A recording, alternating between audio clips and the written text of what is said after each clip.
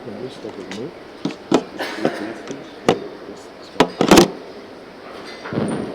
Good morning, everyone, and welcome to Korea. I'm booking in from South Korea. I received an underwriting note from Karjais, and there are no other finance projects.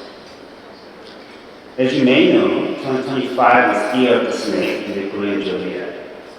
In our culture, the snake is a symbol of intelligence and adaptability, just like the speed of scientific discovery.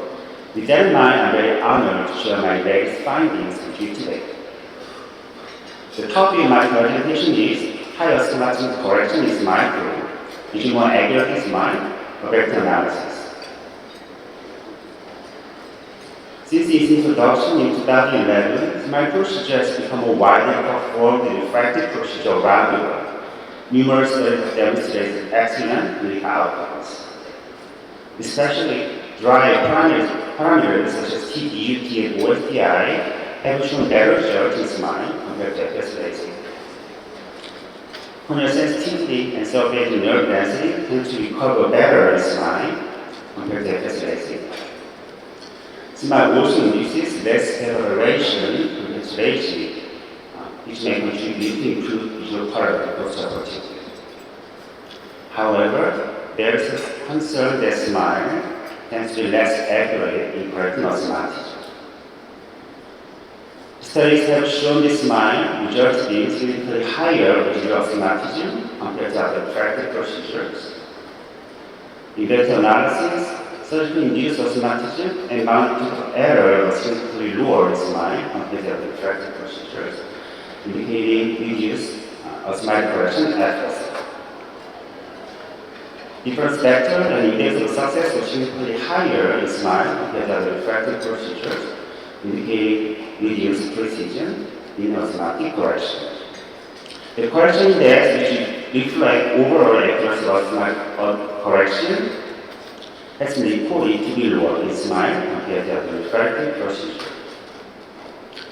For SMILE performed with Index 500, astigmatic undercorrection has been reported to range from 10 to 16%, which varies depending on preoperative astigmatism level. The higher the preoperative astigmatism, the greater the degree of undercorrection. In particular, middle astigmatism tends to let undercorrect more than against the rule astigmatism. Since most East Asian patients present with middle astigmatism, this astigmatic undercorrection can be of clinical significance in our population. Although the exact mechanisms of astigmatic undercorrection of SMILE remain unclear, the absence of cyclic torsion adjustment and an automatic saturation system in the Index 500 is suspected to be a major contributing factor. Cyclic torsion has been observed in approximately 80% of eyes with a mean rotation of 2.86 degrees and as high as 9.2 degrees in some cases. Decentralization has been also been reported, potentially due to colourless mismatch between contact glass and corneal surface and eye movement or during docking. Maximal decentralization of up to 0.7 millimeters has been reported. Other factors such as learning curve, suction loss, and ocular visual astigmatism may also contribute to astigmatic undercorrection performed with Venus 500. Venus 800, a secondary vision lens that was recently introduced, has several advanced features. And SMILE procedure performed with Venus 800 named SMILE. The speed of Venus 800 is 3 times faster than Venus 500. So it takes around 10 seconds to make the lens. It can reduce risk of suction loss, eye movement, or location laser treatment. And it also includes Oculign system for central assistance. It displays the corneal vortex on the monitor in real time so that the surgeon can control the stream-on center more precisely. So it can reduce risk of decentralization. Oculign system is also included in the 800. There is an automatic cyclic torsion adjustment. It can enhance accuracy of exosomatic. These improvements are expected to enhance accuracy of astigmatic undercorrection in smile. However, evidence on this is limited. So the purpose of this study is to compare the accuracy of astigmatic correction between SMILE and SMILE Pro in eyes with high astigmatism. SMILE was performed with Vision X 500.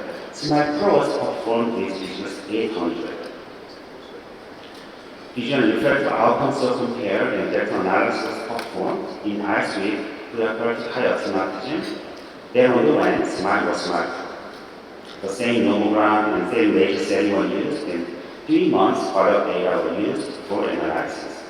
179 eyes were included in SMILE group, and 150 eyes were included in SMILE group. Let's take a look at the results. There were no significant differences between two groups in patient demographics. At 3 months post-operatively, SMILE Pro showed significantly more myopic outcomes and significantly lower digital astigmatism. And there was no significant differences between two groups in uncorrected and corrected distance visual acuity, step equivalent, and efficacy and safety indexes. When comparing non-standard graphs of the two groups, in terms of efficacy and safety, two procedures showed comparable outcomes. And in terms of predictability and stability, two procedures also showed comparable outcomes. However, in terms of SMILE correction, SMILE Pro shows superior outcomes. The proportion of eyes with residual astigmatism of 5 diopter or less was 57% in SMILE group and 70% in SMILE Pro group. And 93% of eyes in SMILE group and 98% of eyes in SMILE Pro group had residual astigmatism of 1 diopter or less. And the scatter plot between TIA versus SIA revealed that the regression line in SMILE Pro group was closer to the identical line compared to SMILE group, with the higher value of R-square, indicating better correlation and consistency in astigmatism correction. SMILE angle of error was also better in SMILE Pro group. The mean value of angle of error was significantly lower in SMILE Pro group, and the proportion of eyes with angle of error less than 15 degrees was 85% in SMILE group and 93% in SMILE Pro group. In vector analysis, except for TIA, all parameters were significantly better in SMILE Pro group. In particular, the correction index of 0.9 in SMILE group indicated 10% of astigmatic undercorrection, whereas it was 0.96 in SMILE Pro group, indicating only 4% of astigmatic undercorrection. When comparing polar plots of the two groups, there was no marked differences between two groups in TIA and SIA vectors. However, difference vector distribution is more closely centered near 0 in SMILE Pro group compared to SMILE group. And correction index was also pattern cluster near 1 in SMILE Pro group. In conclusion, SMILE and SMILE Pro demonstrated comparable outcomes in efficacy, safety, predictability, and stability. However, SMILE Pro showed greater accuracy in astigmatism correction compared to SMILE. Digital astigmatism was significantly lower in SMILE Pro group. In vector analysis, SMILE Pro showed significantly better outcomes in terms of SIA, DB, and angle error. And correction index of SMILE Pro was 0.9, indicating 96% accuracy in astigmatic correction. Since the lentitude, shape, and geometry are identical between SMILE and SMILE Pro, the improved astigmatic correction in SMILE Pro is likely contributable to better rate speed, central line, and Kuan system. So, therefore, further study needed to determine which is as a t-shirt equals 100, contribute to better astigmatic correction. Thank you for your listening.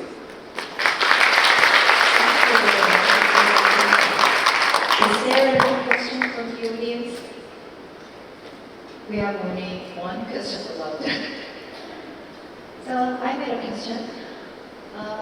From my experience about the astigmatism correction, I usually use the nomogram adjustment. And at a great point is marking that shows very nice outcome up to now. And compared with your manual, the technique you mentioned, you compare with your manual technique and Oculign. What is the major differences? How can you measure the correction? Actually, I didn't perform manual marking effectively because, in my opinion, in my experience, it's not that accurate in my experience because patient can open their eye widely when I mark. So I experience more undercorrected after manual marking. So I do not perform manual marking before mine with 500. That data was just my data. So. There's a microphone in the middle of the audience for anyone who wants to ask questions. Dan? Yeah. First of all, congratulations on your standard reporting of refractive surgery, including astigmatism analysis with Alpha's and you definitely demonstrated that with little effort, you get better astigmatic results. But as you just, as I was coming here, I think you answered this. I think I heard. For standard smile, you don't mark? No. Okay, so that's, perhaps this study is more an indication of the difference between marking or automatic cyclotorsion and not marking, right? Do you see? Because we mark every single patient that has astigmatism more than 1.5 or more. And so we don't find the difference in the results with manual cyclotorsion or automatic cyclotorsion. Some studies have shown some improvement, but who knows, right? Because it's the refraction technique and there's so many variables. But what you've shown is that with the computerized assistance, without effort, you can get much more astigmatic accuracy. So that's really great. Thank you. Thank you very much. Good. Thank you. Thank you. Thanks for inviting me here. It's my pleasure to share with you our experience of achieving excellence with automated Oculign in intelligent assistance system of robotic Lidomax 800. My financial disclosure. I'm the founder and chairman of Universal Eye Center Groups. Our group focuses on efficiency, safety, and effectiveness. Today, I'm talking about how laser vision correction has grown and why we use intelligent systems for smart work. And share our clinical results and end with 2 points. About business development. We currently operate 10 Lidomax 500 and 14 Lidomax 800. As the chart shows, our Smart Pro conversion rate increased to around 80% within just 1 year, although the price increased 10% more.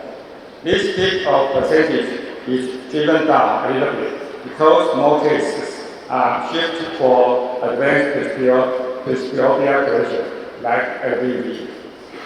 But the total number of LVC still increased to 4,555 procedures in this January 2025.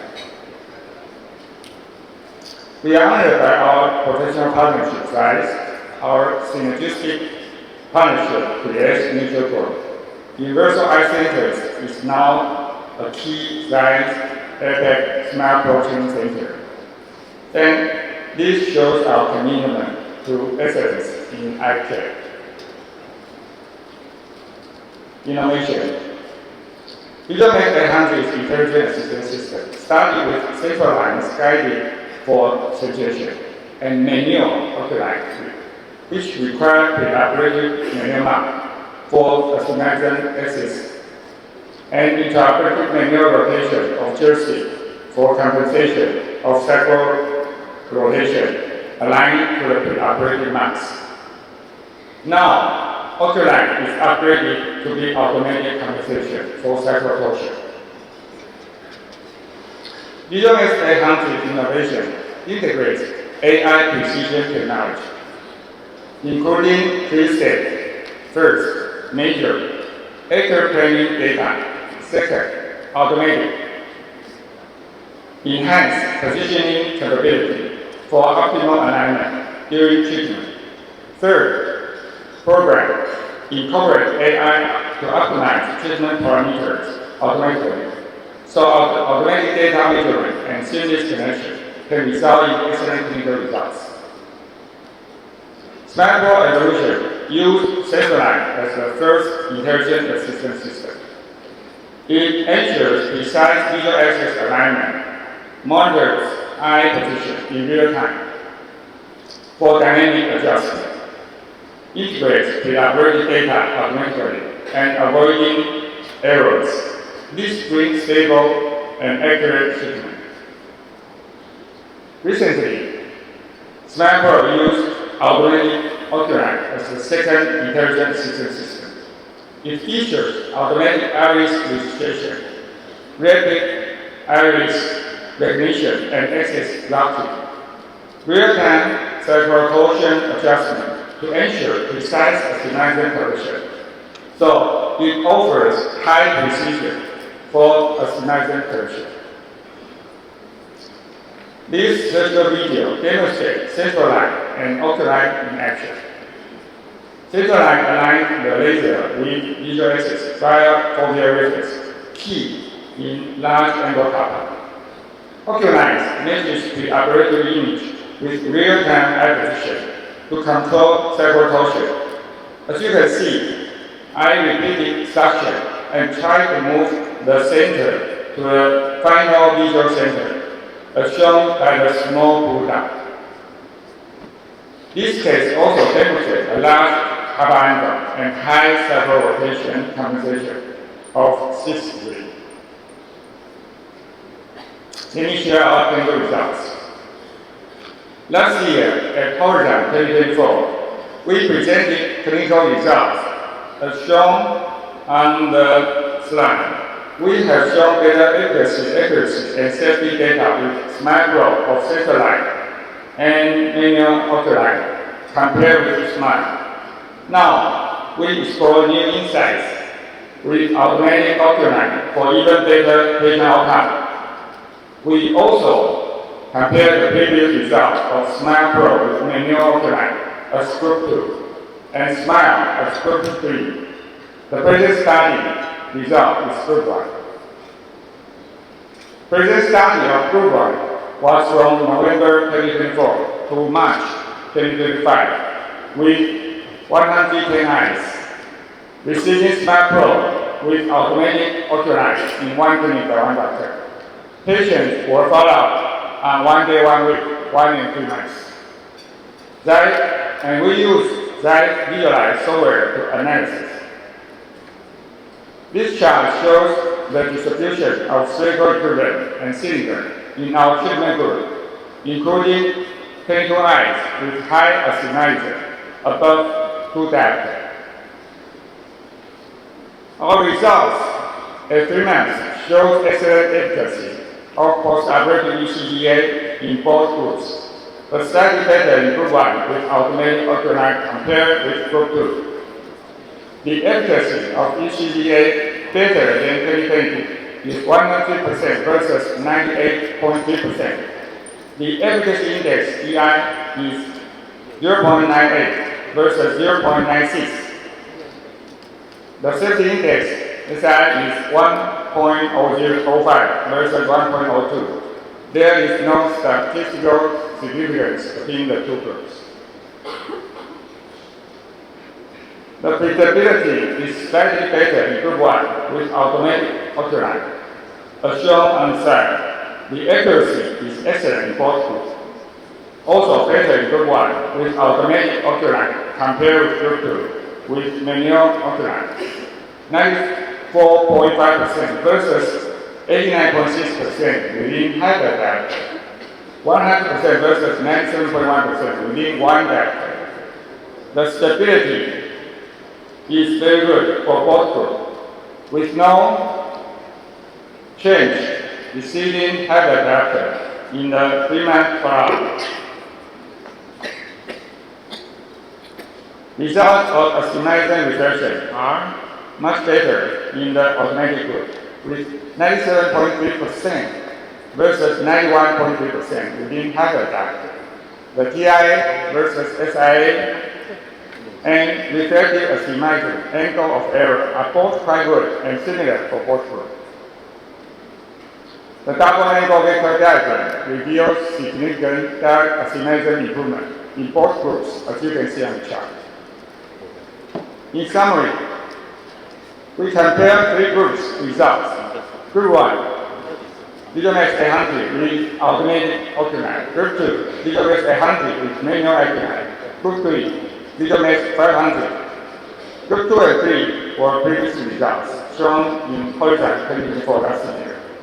The major 3 significant advantages of Group 1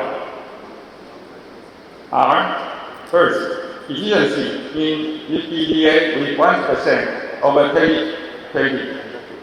Second, accuracy and predictability in surgery equivalent with 94.5% within hyperdiopter. And in reflective astigmatism with 97.3% within hyperdiopter. That is very impressive. In conclusion, robotic VisualMax 800 with intelligent assistant system of central line and automatic Oculign shows excellent visual outcomes with 100% achieving 20/20 or better. Highly improved predictability and accuracy in astigmatism correction. It can reduce patient anxiety and enhance patient comfort. Last but not least, it can decrease surgeons' stress and increase confidence in surgical safety to make our life easier. That may be the most important thing. When I stood before the VisualMax 800, I saw not just only a laser machine, but an intelligent platform that integrates pre-operative planning, intra-operative control, and post-operative analysis. It looks like the AI robotic. That's why we choose so many Zai VisualMax 800s. Thank you very much, and I wish you all the best.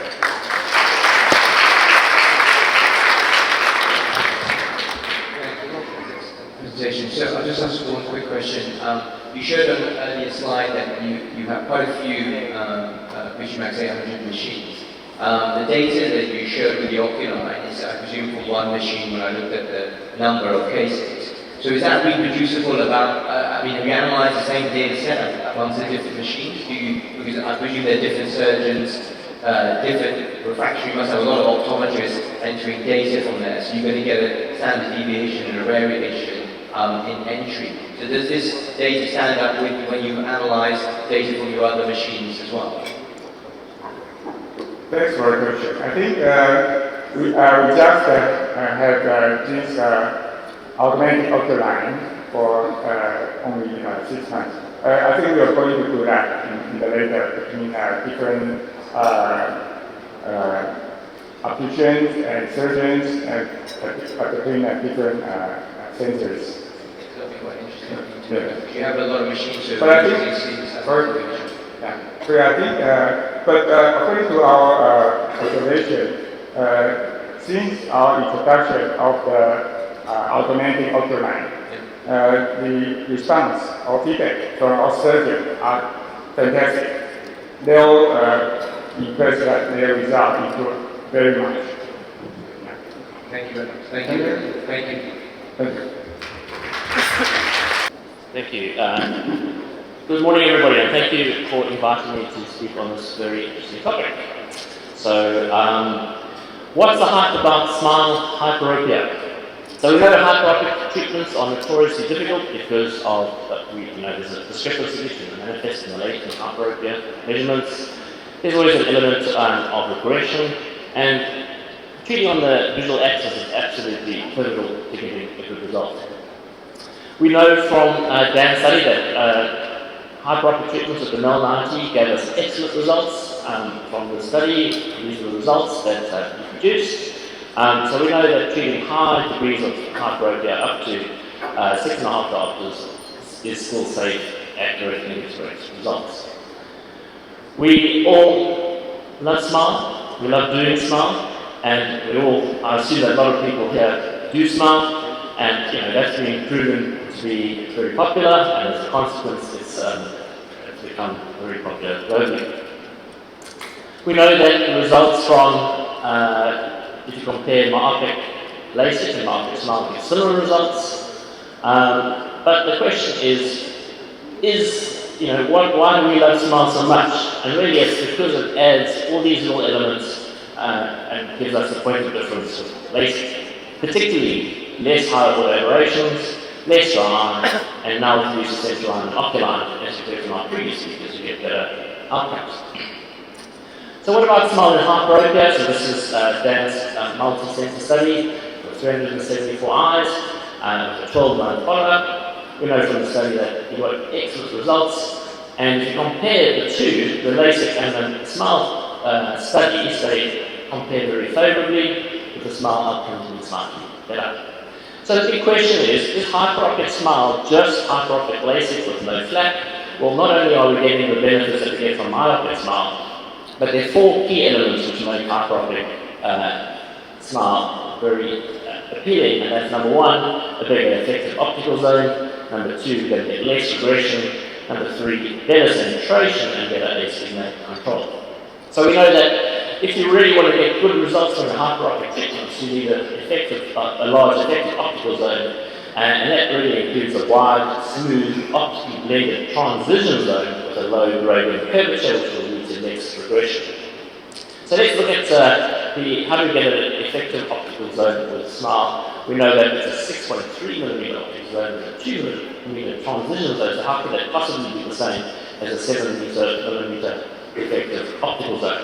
Another one of Dan's studies showed that with each diopter of hyperopic treatment with the 6.3mm optical SMILE zone, we get the same induction of spherical aberration induction as you do with the LASIK 7mm optical zone. So from that you can extrapolate that the SMILE optical zone 6.3 is the same as the hyperopic LASIK of 7mm. We get less regression, this has been shown by the study, and centration, as we know, is absolutely pivotal in getting a good result. Any deviation from the visual axis is going to result in higher total aberrations as well as spherical aberration and coma. A little study that we did looking at our myopic treatments after implementing Oculign showed a reduction in coma and total higher order aberrations with the Visimax 800. Similarly, we did a little study taking our astigmatism management after implementing Oculign, and once again they were reduced post-operative astigmatism. So this is one SMILE hyperopic case which I've done, a great case of 38-year-old male, mild to moderate hyperopia with astigmatism. These are the parameters, surgical parameters. I'm not going to bore you with it, but the most important probably is the top one there. It's essential that we use a medium pack for hyperopic SMILE, and as such you need a broad white to white, and that has to be the offset has to be included into that. So your total white to white needs to be greater than 11.6. The only technically difficult thing is that the transition zone is slightly different. So you might find that the space to get into the lenticle can be a little bit tricky. Other than that, it's exactly the same as doing SMILE. This patient's vision was excellent day one and continues to be good. So just to conclude, Hyperopic Smile is safe, accurate, and the results are as good as LASIK. Hyperopic Smile has significant advantages over LASIK. At the optical zone, the reduced regression, centration of sight torsion just make Hyperopic Smile a very appealing option for patients with hyperopia. Thank you very much. Great, very excellent tone. Actually, the market of the hyperopic correction is huge, and we are longing for the reliable, stable treatment of the refractive correction of the hyperopia for a long time. But do you believe this will be the game changer of the hyperopic correction? At least 10 years. Absolutely. I think there's no doubt about it. I would say the only limiting factor is that white-to-white restriction. And if we look back at our hyperopic LASIK patients, and about 15 to 20% of the patients were excluded based on that, which is, I'm sure as time goes on, there'll be ways to work around it. But it's from our limited experience of hyperopic treatments that I've done, it's a significantly better. The quality of vision is better, and it's far more accurate. First, when I do the Myopic Smile, I need the nomogram adjustment. So how about the hyperopic? Yeah. So good question. So with the we've gone through the Myopic mammograms and these visualized Myopic treatments. With the hyperopic treatments, it comes with the built-in nomogram, so you don't have to adjust any nomogram, but obviously, as time goes on, and the more cases we do, we'll implement the device to adjust that. But yeah, it's already built into the software. Any questions from the group, Dan? Anyone with a question in the audience not called Dan? Okay, Dan, you're on. Just another Dan here, if he wants to substitute. Well done, summarizing the situation. I think the important point here is not to say because it's smile, it's better than LASIK. I think this is an important distinction. The important thing to say is that until now, most surgeons believe that corneal hyperopic treatments are not good. That's the problem. And so I would say if you've never done hyperopic corneal procedures, you have a lot of studying to do before you start, because it's not the keratometry that determines whether you can treat or not. It's the epithelial thickness profile, it's the centration, it's your ability to, cyclotort and not get shift on suction when you have an eye that has a large angle kappa that you're trying to fit into a spherical contact lens. So there's a lot of challenges with hyperopic smile, which are not present with hyperopic LASIK, because you can have a decentered flap slightly by 1 millimeter, and nothing happens because the eye tracker treats on the visual axis. But if you decenter your attachment to the cornea by 1 millimeter, that's a disaster. So I would say that we need to just go back to the past, the future, whatever it's called, and just make sure that we're aware of the elements of hyperopic corneal surgery, which are different from myopia.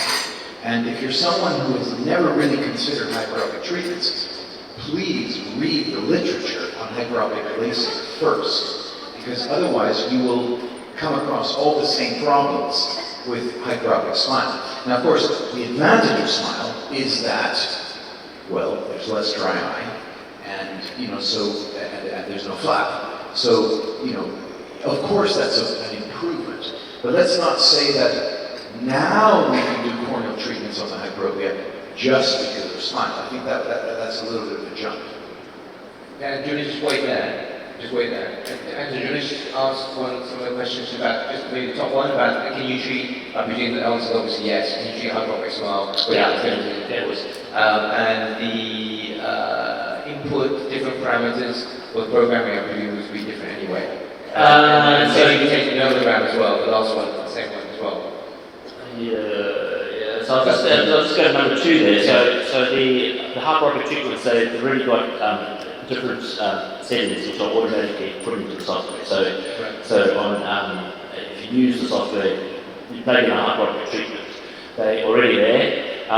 If I go back, if I had to go back to that slide, all the parameters are there. It's already included into the software. So just clicking hyperopic treatment and they will automatically come up. The only difference surgically is that you need a dissector with a longer shaft because you're using NCAC. The cat's much better. Okay. So just as Dan, just aspect, your paper with the multi-center study, can you just talk a little bit about the epithelial remodeling following hyperopic smile, and then link that to the answer on the retreatment rate? Right.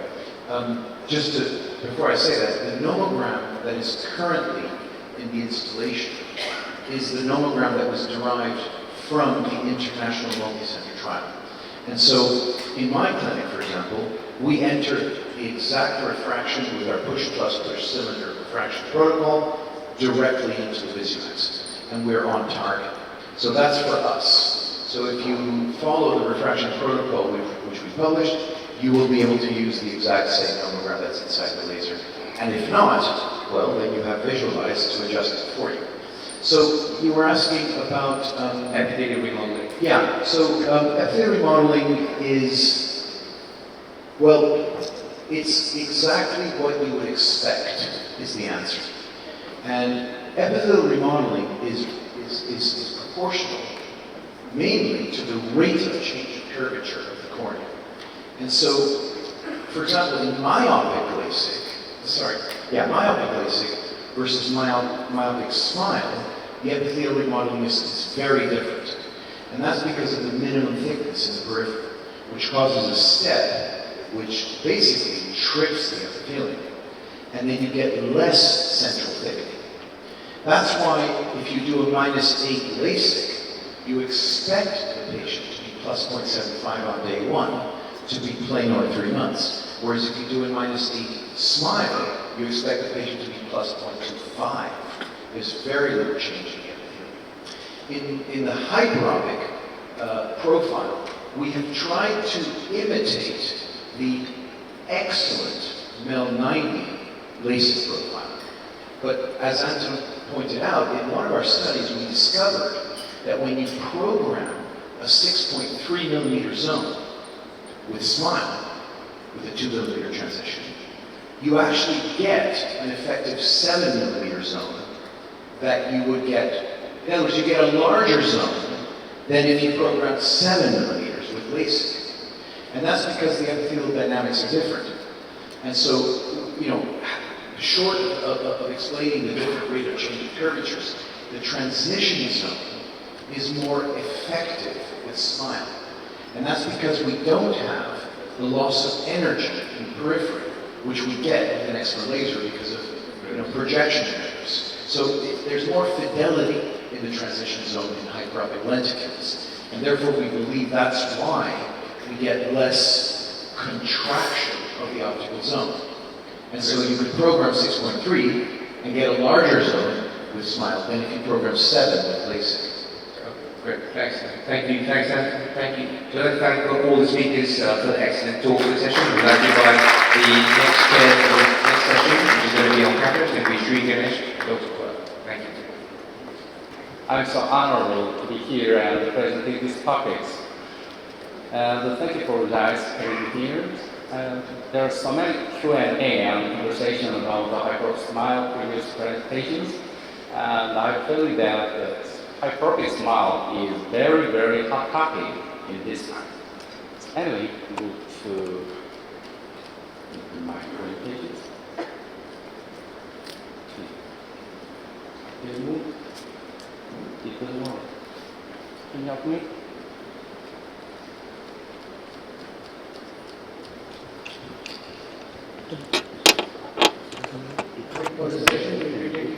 Questions after all the speakers? Okay, good. Work. This is my financial disclosures. Well, let's take a look at the history of the monofocal ion. When it was first made, the paper curvature was steeper than the central IOL, so finally got a positive spectral aberrations. To supplement this, neutral spectral aberration IOL was made. However, it has also some problems mixed with corneal positive spectral aberrations, visual acuity versus degrading. To compensate corneal positive spectral aberrations, negative spectral IOL was made. These are registered the monofocal IOLs. However, there are some limitations of the negative spectral aberration IOLs. Crystalline lens decenter of the 0.2 millimeter in temporal and 50 on average 5 degrees in temporal, and about 10% of cataract patients have over 0.4 millimeter decenter. And lots of other studies shows that IOL decentration to visual axis over 0.3 millimeter is commonly found after surgery. So a certain amount of IOL decentration after cataract surgery is inevitably developed. When decenter it induces coma aberrations and in astigmatic IOLs, and coma aberration also reduces contrast sensitivity and visual quality. Like this slide, when IOL is well centered, there are no problem in both zero and astigmatic IOL. But once decenter develops in astigmatic IOLs, coma aberration will be induced. In the end, we need an IOL that can prevent decentrations. So, what is monofocal close or premium monofocal IOL? There are no exact definition of monofocal close IOL, like ANSI criteria for either flag. Only we can assume that these performers are located between the monofocal exterior and either IOLs. Anyway, the monofocal close IOLs performance range are relatively wide from the monofocal to either IOL. In 2024, ISO defined a new criteria of the IOL as simultaneous vision IOL, SVIOL.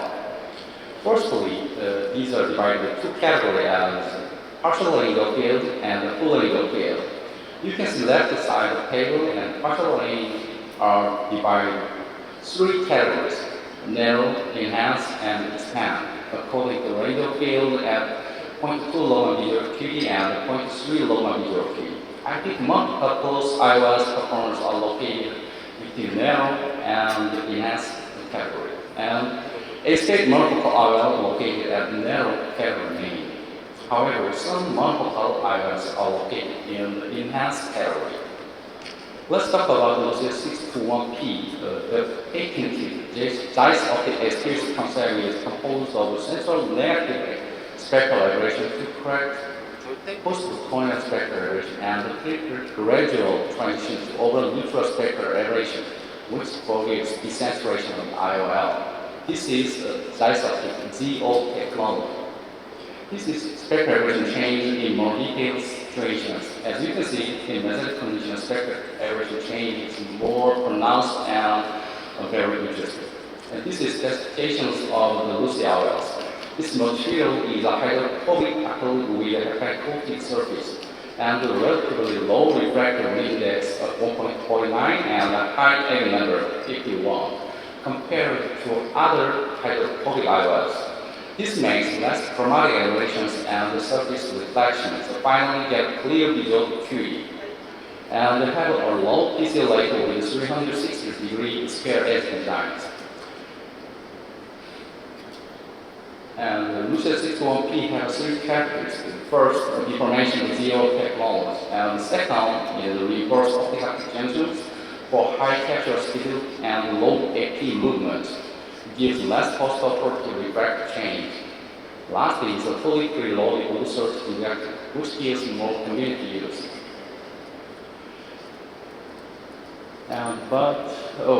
I have some question about the Geo technology. The Geo explains different spectral aberrations according to pupil size, like the left tail. However, every human corneal spectral aberration is like right pictures. Yes, there are some variability. However, they're almost the same. S3 millimeter pupil, 0.24 micron spectral aberration used in Lucy IOL. However, near absent in real human cornea. At like this, at the 4.27 millimeter pupils, minus 1.16 micron spectral aberration reduction in Lucia. However, about 0.06 micron in human cornea. So I thought there are some advantages in that field. I started comparing the visual performance with enhanced monofocal IOLs. Yes, before we introduce my study, I will introduce this paper. This is comparison of the Lucia with another discrete monofocal IC group. This study shows very different curve and optical depth test in the Lucia compared to IC group. It reveals higher performance in Lucia 61P compared to other monofocal discrete IOLs. From now on, I talk about my study. We published this article last year. We compared the 3 months outcome of CT Lucia 61P and INS IOL. The enrolled eye were 60 eyes each group. This table shows patients' demographics. There are no static difference between two groups. Visual acuity at hospital 3 months shows very similar results. CDVA were around 0.1 mark visual acuity, and the UIVA at 60 and 80 centimeters were 0.39 and 0.26 in INS group, and 0.38 and 0.28 in the CT Lucia group. There are no static difference between two groups. Hyperopic and the Myopic focus are very similar in both groups. However, in contrast sensitivity, the CT Lucia group have better monofocal results in the 12 and 18 CTV, and better in binocular results in the 18 CTV. After publishing this paper, we are now studying about these clinical outcomes with different dioptric range. We thought that geo optics with the low diopter rate, a relatively flatter frontal curve, and the geo optics with higher optic rate, relatively steeper curve. And there are some differences maybe. We divided forwards according to our power on the 20 and the 20 to 22 and the 22 to 24 and over 24. These tables are demographics so far. Monocular contrast sensitivities are there in the low diopter groups. Binocular sensitivity, there are no statistic differences in forwards. However, in the photopic focus curve, over 24 diopter groups, higher ranging, have better results in the 2.5 and minus 3.5 diopter defocus range. This result shows slightly better defocus results as diopter increase. Mesopic defocus shows no difference between forwards and the photopic defocus and the near regions. Mesopic near regions, there are no differences between forwards. This is photopic near region instruments, there are no static differences. This study are still not concluding. However, we have impression that intermediate visual acuity will be better as increasing diopter.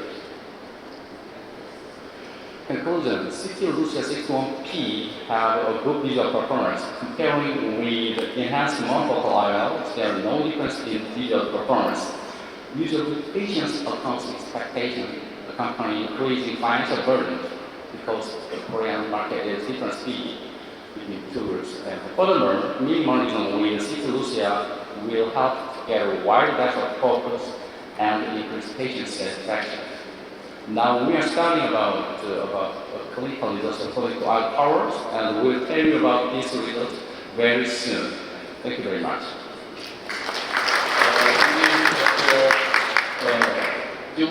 Wong. Yes. Yeah, right. Yes. Let me introduce a new inter-lens the Monofocal Plus that smell grow, just like we mentioned that. So, I have a question about that. The Monofocal Plus is less optic interference, but do you design in the difference the diopters, for example, myopia or high myopia is very popular in Asia. How do you design in the myopia or high myopia patients with the Monofocal Plus? Monofocal Plus? Yes, Monofocal. Not Lucia? Lucia. Lucia? Okay, right. Yeah. So usually do the mid-mornings with the high myopic patients. Yeah. Because they need to some requirements of the near visual acuity. In that case, you target to both side clown as they are so troubled to see the near. So the patient doesn't want to glass, use always the monitor. And the patient wants to, oh, there's no problem with glasses. Yeah, always targeted blindness or targeting -3 diopters. In the normal eye, do you use the macro monovision or middle monovision or use the total monovision? Yeah, depends on the patient's needs. Yeah. Okay, thank you. Yeah, thank you. Good morning, everybody. Thank you very much for the introduction. It's a pleasure for me to be here and give you an update or an overview about the new trifocal lens from Zeiss. These are my disclosures. So even though with Amelisa tree for decades there has been a kind of gold standard in diffractive lenses, Zeiss came up with a new development, and of course they had to deliver something that is at least as good as what they had before. One thing that they did is they moved the trifocal technology to a Hyperophic platform, which is not that easy as it looks like. It's not that you can just copy and paste a diffractive pattern on different material like nothing.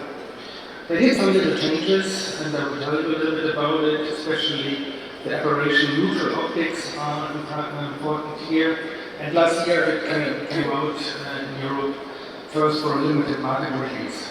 Beforehand we had the opportunity to look at it in the David Apple lab on the optical bench, to look at the resolution, look at the focus and so on.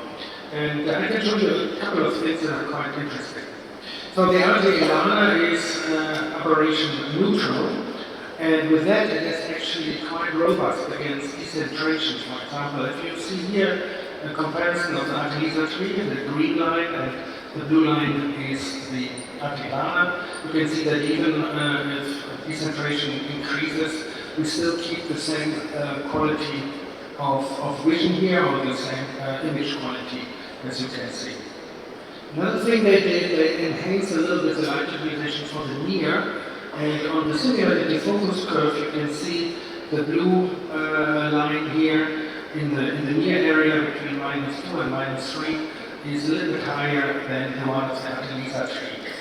And you also can see that if you look at the MTF for far, intermediate, and near, here at the pupil size of 3 millimeters, but we also look at 4.5 and others, you also see a little better near performance here. So it is almost identical compared to Amelisa tree, and there are slight improvements, which I think are quite important here. So we implanted the first lens a year ago, the Elana. We're using the arterial microscope. I usually like to use a 5.5 millimeter capsulotomy here, which is quite nicely usually imposed by the Ganesh system. It's a 2.2 millimeter incision that we do here, and here you see the capsulorhexis being done.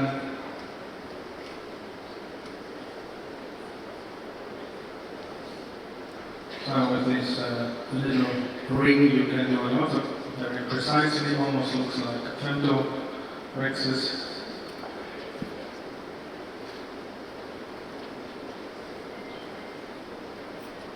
And then we did the cataract here in this case.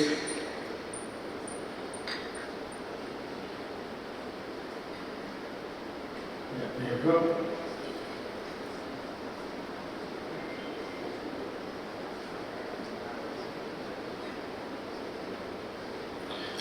And afterwards we implanted the lens. And I just want to go further here. I think I cannot advance it for you on so far.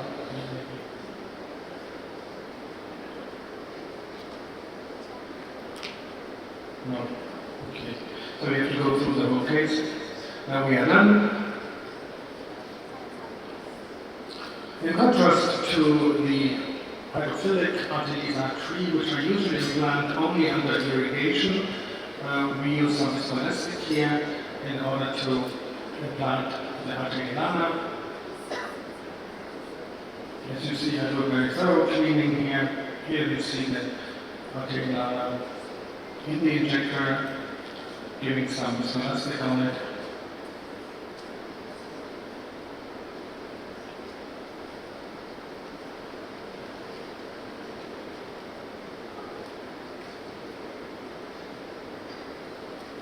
And then moving it forward and putting it in. It's a pretty straightforward procedure with a Hyperophic acrylic lens which then slowly unfolds inside the capsular bag.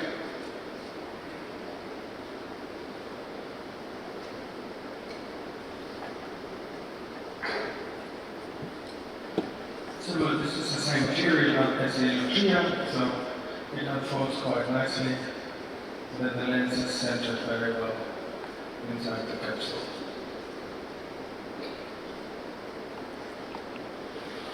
I will show you a couple of study results. When we started with this is an ongoing study here with 36 implantations. Monocular visual acuity after 1 month, as you can see, is 0 logma for distance, intermediate, and near. Binocular, you usually gain one line almost, so you have the minus logma range, better than 1.0. And at 3 months, you see also still a slight improvement here. We had very good contrast sensitivity data, as you see here, for a trifocal lens in mesopic and photopic condition. It improves after 3 months, significantly initially. The defocus curve shows a broad defocus range here, as you can see, around 3 diopters or even more. If we go on the hyperopic side, after 3 months, the defocus curve becomes flatter, and binocular is usually always a little bit better than monocular. You gain on average 1 line, I would say, or 3/4 of a line. Typical case here from this series. 65-year-old female, which was hyperopic and essentially a clear lens extraction. She had a little bit of lens opacification, but still was managing 1.0 or 0.8 with correction. And we used the Gerd formula to calculate the lens. You see here, very nice outcome, minus 0.1 logma for distance, and near and intermediate also, very good outcome. Very broad defocus curve. We looked at 3 months, visual acuity stabilizes over that time, neuroadaptation kicked in. Then after 12 months, the patient was pretty happy, had a very broad defocus range and good outcome, as you can see here in all distances. Another case, elderly person, similar conditions, also get the lens, very broad defocus curve and good outcome for all distances, no glasses needed. And again, over time, they get better. The neuroadaptation kicks in directly, but after 2-3 months, we still see an improvement and better defocus curve. Another study was a Myopic trial we did in Germany, where we participated here. 160 eyes were used. You've seen the baseline of the whole IOL power distribution, and the refractive outcome was good and stable, as you can see here. We have fine-tuned the A constant, visual acuity uncorrected, binocular visual acuity is similar, maybe slightly less because it's an average from several studies, several cities. You see also around 0 logma to 0.1 logma in all distances. Distance corrected, similar outcome as you can see. And also if we compare the defocus curves, they are all over the regulatory or ISO standard threshold for a full range of visual lenses, you can see here, with the nice and stable flat defocus curve. Same outcome as our group was a mean contrast sensitivity, as you can see here, good outcome in this group. So altogether we can say we have a new optic, a new material, good optical performance across an extended range of vision, good contrast sensitivity, aberration neutral optics that gives us robustness against decentration, tilt, and so on. We have very good dysphotopsia profile, no complaints from the patients that we had. And if we just look from a regular point of view, the patients adapted very nicely to the lens and were very happy with the outcome, fulfilled all the thresholds that you should fulfill for full range of vision IOL, and got a very good binocular outcome through a whole series of diopters. So it's a very good and effective lens now, and a very good lens coming after the Laser 3 now on the market. Thank you very much for your attention. Thank you very much for the presentation. Just have a few questions. Does the Elana also have the same laser technology, which is when the refractive edges are smoothed out? So Yeah. This is almost the same. We have just slide changes. And with the laser tree, I found that if you have smaller capsuloids, like 5 millimeter or low capsuloids, you have some kind of hyperopic shift because of capsular contraction at 1 year. Probably with this lens, that would be less. I would not expect that. There are a couple of issues which you don't have compared to Hyperopic. Viscoelastic removal is a different story if you use viscoelastic. I mean, I don't use much for the laser tree, but if you use it, and also the coverage of the capsuloids, the overlap. It's very similar to all the other C-loop hydrophobic acrylic we know. This Adrian is not yet available in the toric version. It's something that science guys have to tell you, or you have to push pressure on them that they come up with the toric version very soon. You can go, I usually go, here was the question first, what is your first target, first and minus or first and plus? Closest to 0, I think, is always okay. In a myopic patient, I sometimes leave a go for the first minus, and in hyperopic, and we have in Germany more hyperopic people than myopic. I also tend sometimes to go to first plus. But closest to 0 is also safe. Do you expect the PCO rate to be lower than the... Yeah, I would expect that. Yeah, we know that from the Argentina that we will get less PCO with this kind of optic. And compared to other hydrophobic lenses, we also know that this is glistening free. It's very, very good in terms of long-term material performance. So we expect some positive effects here. One question because anti-integral lens is material different from the laser tri. So in the past, we compared the hydrophilic and the material.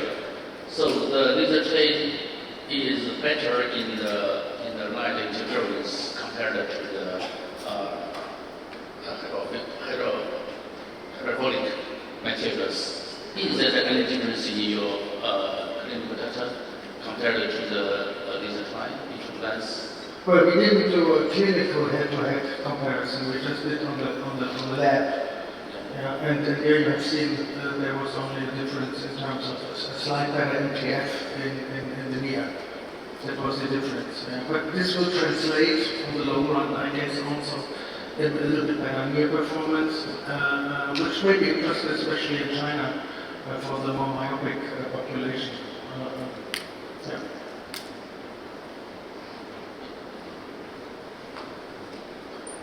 Should I answer these questions?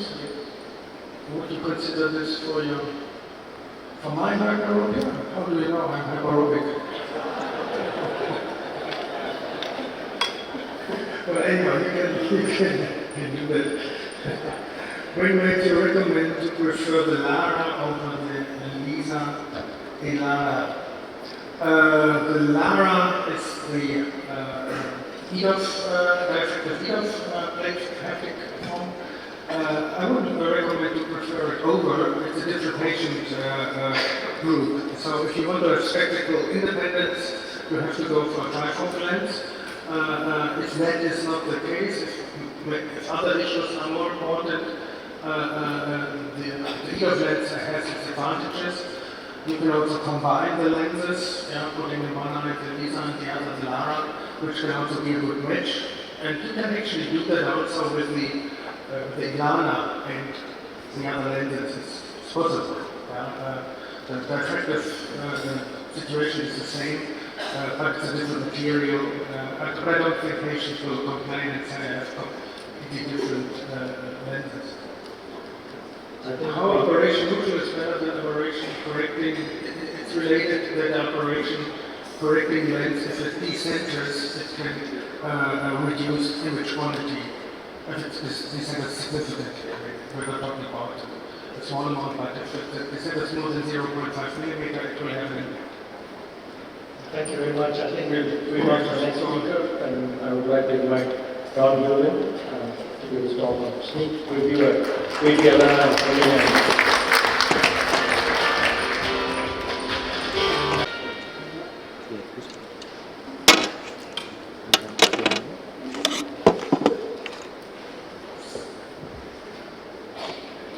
Hello everyone, my name is Heerden and thank you for the introduction.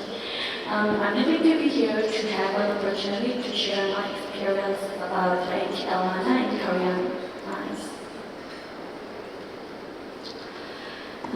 As you all know, and as Dr. Auffarth just mentioned in his lecture, Elana is a newer trifocal IOL, which has a pupil independent and distant dominant design, and it has also provided additional focus at 8 centimeters and 40 centimeters. As shown here, the clinical performance from 74 patients with a 3-month follow-up shows the excellent distant, intermediate, and near vision, along with wide range in the focus curve. So the purpose of my presentation is to report the 3-month post-op clinical outcomes of Elana in Korean eyes. I began using Elana in December 2024, so the longest available follow date is 6 months. I also compared the visual outcomes with 2 other trifocal IOLs, which is widely used in South Korea, Anton, Myopic, and Jeong. Here's a slide to present the characteristics of 3 types of trifocal IOLs. Since I primarily used the 2 other trifocal IOLs in my previous cases who wished to have enhanced near vision after cataract surgery, it seemed appropriate to compare the result of Elana. This is a chart that I showed to the patient who are considering presbyopic correcting cataract surgery. As you can see here, the cost is quite lower compared to most other countries, so the patients are coming to Seoul to get a surgery these days. If the patient desires to have the good near vision after the surgery, I usually recommend trifocal IOL. I also make sure to explain the possible complications like the night vision disturbance or dysphotosia until the patient fully understands. This is the method. The data for synergy and panoptics were collected from February 2021 to March 2024. Since Elana was introduced in South Korea in 2024, the study period was not the same. And the patient who has previous ophthalmic history were excluded. And if the patient has corneal astigmatism more than 1 diopter, the toric version were implanted. And as Dr. Auffarth mentioned, the toric version is not Elana is not introduced yet. We measure the visual and reflective outcome, including near, intermediate, and far vision, along with the high-quality focus curve and contrast test, and the patient-reported outcome using a questionnaire, including the spectacle, independence, satisfaction, and corneal vision. Here are the results. The number of cases in Elana group is 20, which is slightly smaller than the other groups.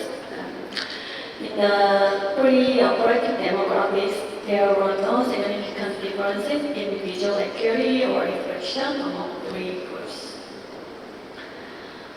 Looking at the visual acuity, at 1 month, there were no statistically significant differences among three groups in near and intermediate and distance vision. Although Elana and Panoptics shows better distance vision compared to the synergy group, but the differences were not significant.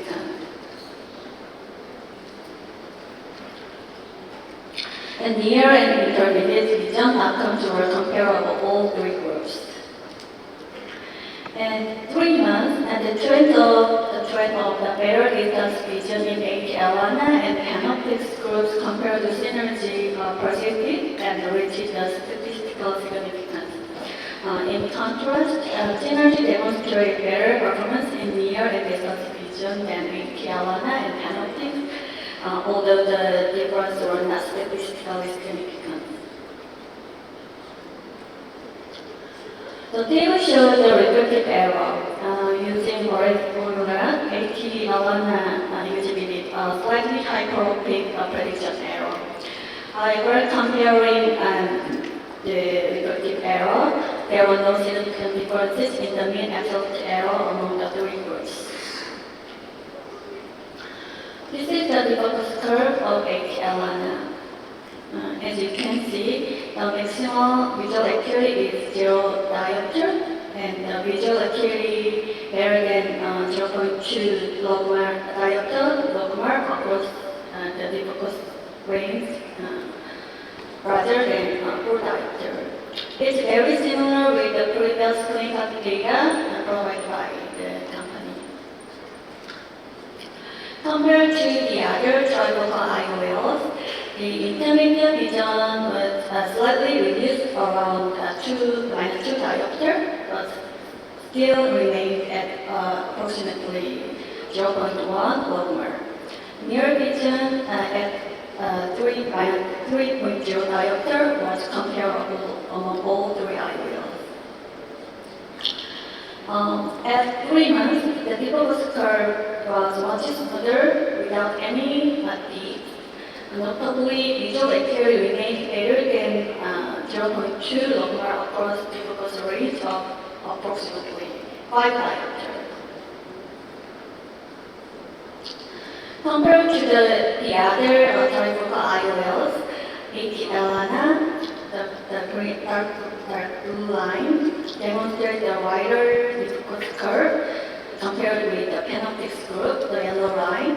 And the synergy continued to show better near vision compared to both AT Elana and Panoptics. This slide shows the defocus curve of AT Elana compared with other trifocal and infocal IOLs at 1 month and 3 months. The dark blue line is AT Elana, and it shows that broad smooth defocus curve at 1 month and 3 months. This is the contrast sensitivity. There were no significant differences in the groups, but the dark blue line at AT Elana shows better contrast sensitivity than synergy, especially in myopic and glare condition. Compared with the infocal IOLs, the contrast sensitivity shows good results. This is the patient-reported outcomes using the questionnaire. We had the questions about the dysphotopsia and spectacle independence and patient satisfaction. The dysphotopsia, including glare, halo, diversity, etc., were rated from 0 to 3 in frequency, severity, and bothersomness. All symptom scores were comparable between the groups, and the average score was 1 to 1.5. And it's because of the Korean patients often select the middle value when they think it's acceptable. For spectacle independence, the 0 is never and 10 is always, and the mean score was close to 0. in near, intermediate, and far vision. And the mean satisfaction score was about 3, which may also reflect the cultural tendency if the patients are not satisfied with the result. They typically score like 0 to 0 or 1. So in conclusion, the Elana shows good distance vision with near vision and wider defocus curve and high contrast sensitivity. Thank you for listening. I would like to express my appreciation to Jiwon and Wong for all of their effort in data analysis. Thank you. Thank you, Dr. Lee. And introduce the clinical outcome of the new high interlens, hyperopic interlens.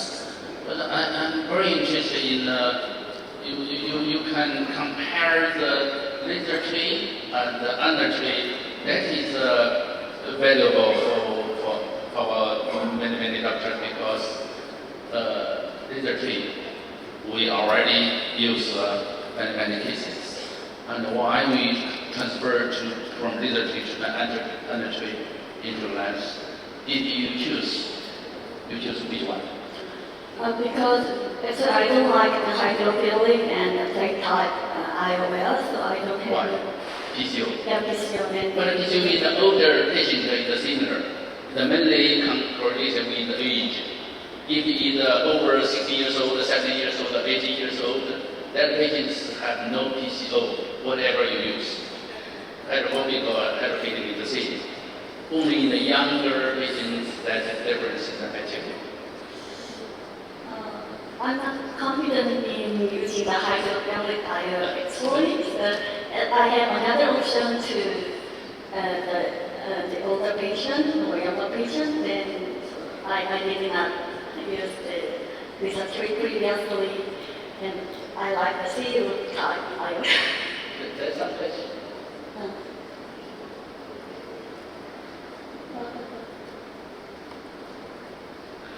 I think it's the benefit, advantage of Elana compared to other components benefit the focal IOL is it depends on the IOL. It's compared to Canoptics. It shows the wider and thinner defocus curve, and compared to Sinners, it shows also a higher, better distance vision. Synergy shows the better near vision, but some patients with synergy complain about like the dysphotosia and less lower far vision. So these days I usually use the Elana for the patients who are want to do the Sandy and Hyperopic have the same visual acuity from this intermediate and near vision. But Sandy is a higher light interference, particularly in the near responses.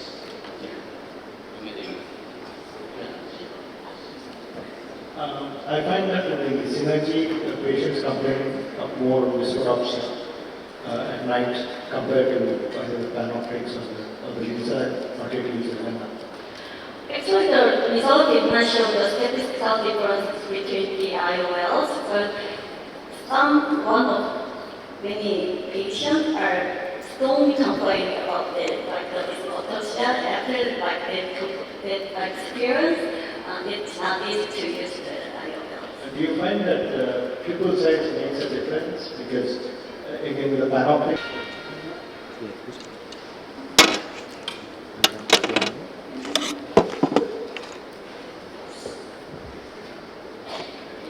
Hello everyone, my name is Jeong, and thank you for the introduction.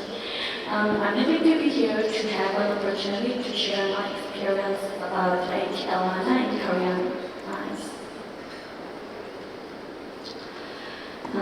As you all know, and as Dr. Auffarth just mentioned in his lecture, Elana is a newer trifocal IOL, which has a pupil independent and distant dominant design, and it has also provided additional focus at 8 centimeters and 40 centimeters. As shown here, the clinical performance from 74 patients with a 3 months follow-up shows the excellent distant, intermediate, and near vision, along with wide range in the focus curve. So the purpose of my presentation is to report the 3 months post-op clinical outcomes of Elana in Korean eyes. I began using Elana in December 2024, so the longest available follow-up date is 6 months.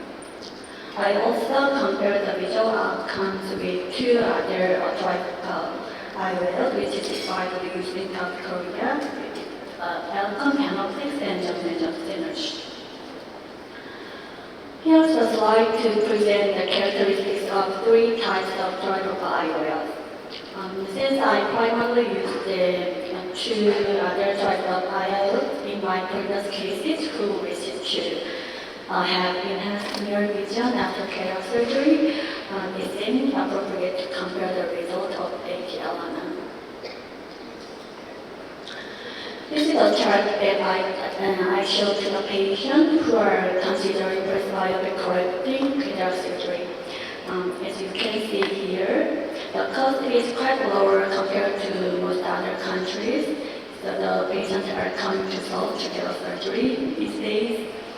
If the patient desires to have the good near vision after the surgery, I usually recommend trifocal IOL.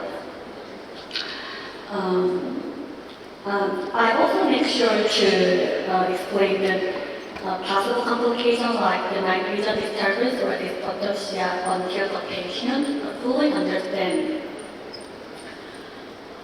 This is a method. The data for synergy and panoptics were collected from February 2021 to March 2024.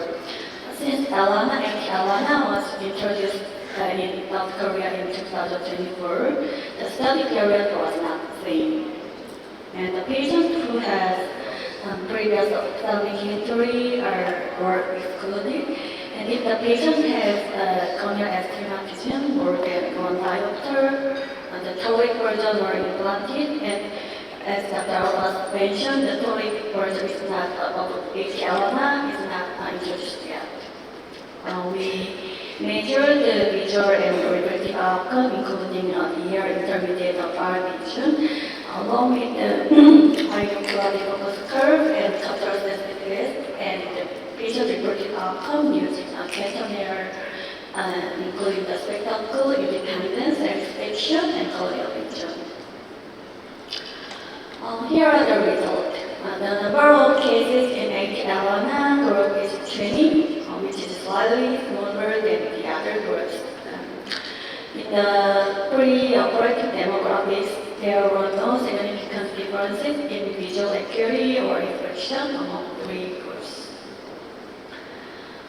Looking at the visual acuity, at 1 month, there were no statistically significant differences among 3 groups in near and intermediate and distance vision. Although Elana and panoptics shows better distance vision compared to synergy group, but the difference were not significant. And near and intermediate vision outcomes were comparable all 3 groups. And 3 months, and the trend of the better distance vision in Elana and panoptics groups compared to synergy persisted and reached the statistical significance. In contrast, synergy demonstrated better performance in near and distance vision than in Elana and panoptics, although the difference were not statistically significant. The table shows the refractive error using Gerd formula. Elana usually with slightly hyperopic prediction error.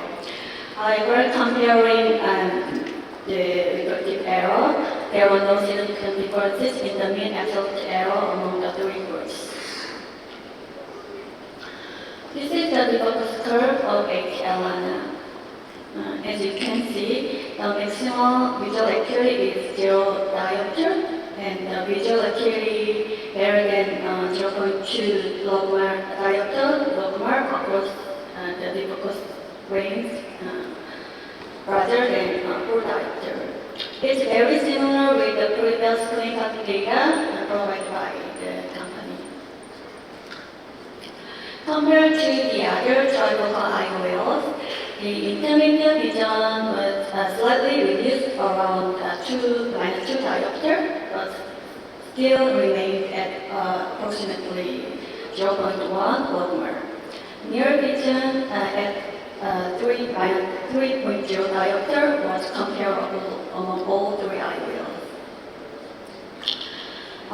At 3 months, the defocus curve was much smoother without any peaks.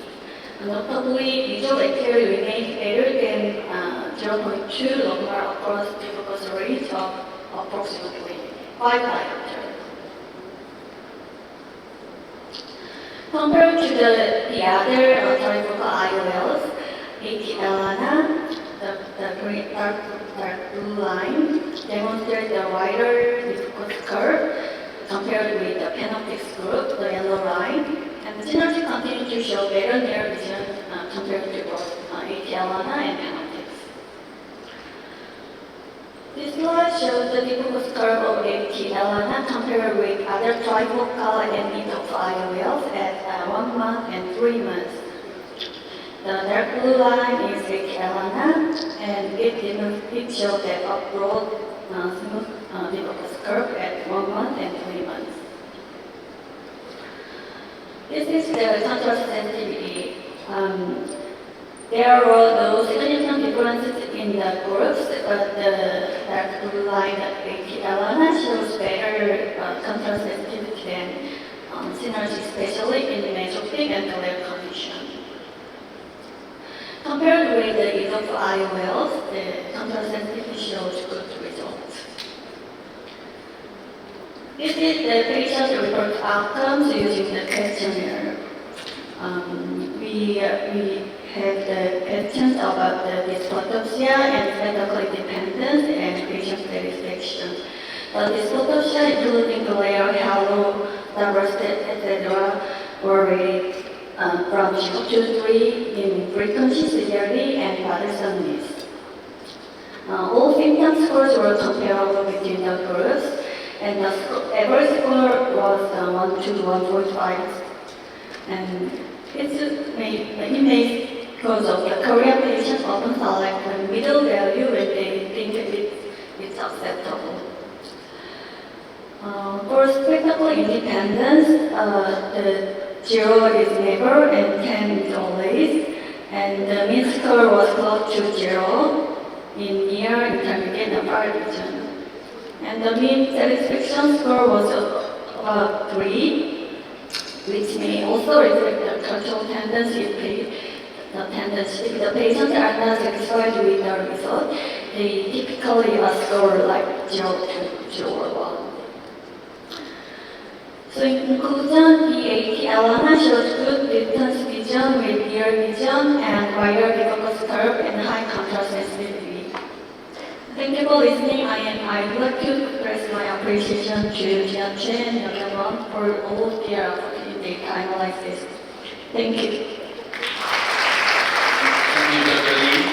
And introduce the clinical outcome of the new intraglans, Hyperopia intraglans. But I'm very interested in you can compare the laser tree and the under tree. That is valuable for many doctors because laser tree we already use many cases. And why we transfer from laser tree to the under tree into lens? Did you choose which one?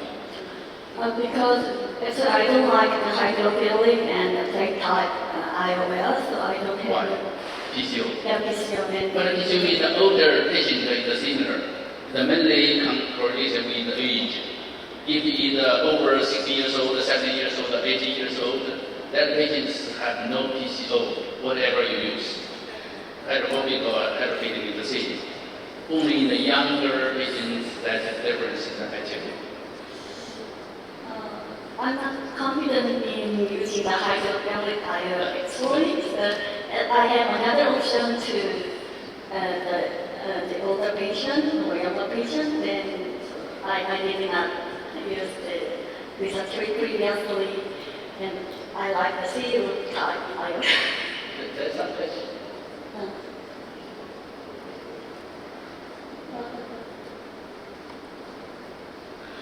I think it's the benefits of Elana compared to other components when we focal IOL. It depends on the IOL. It's compared to canoptics. It shows the wider and thinner focus curve, and compared to sinners, it shows also a higher, better distance vision. Synergy shows the better near vision, but some patients with synergy complain about like the dysphotosia and less lower bar vision. So these days I usually use the Elana for the patients who are want to do the Sadly, the type will have the same visual acuity from this intermediate near vision. But sadly, the higher light interference differing in the near three muscles.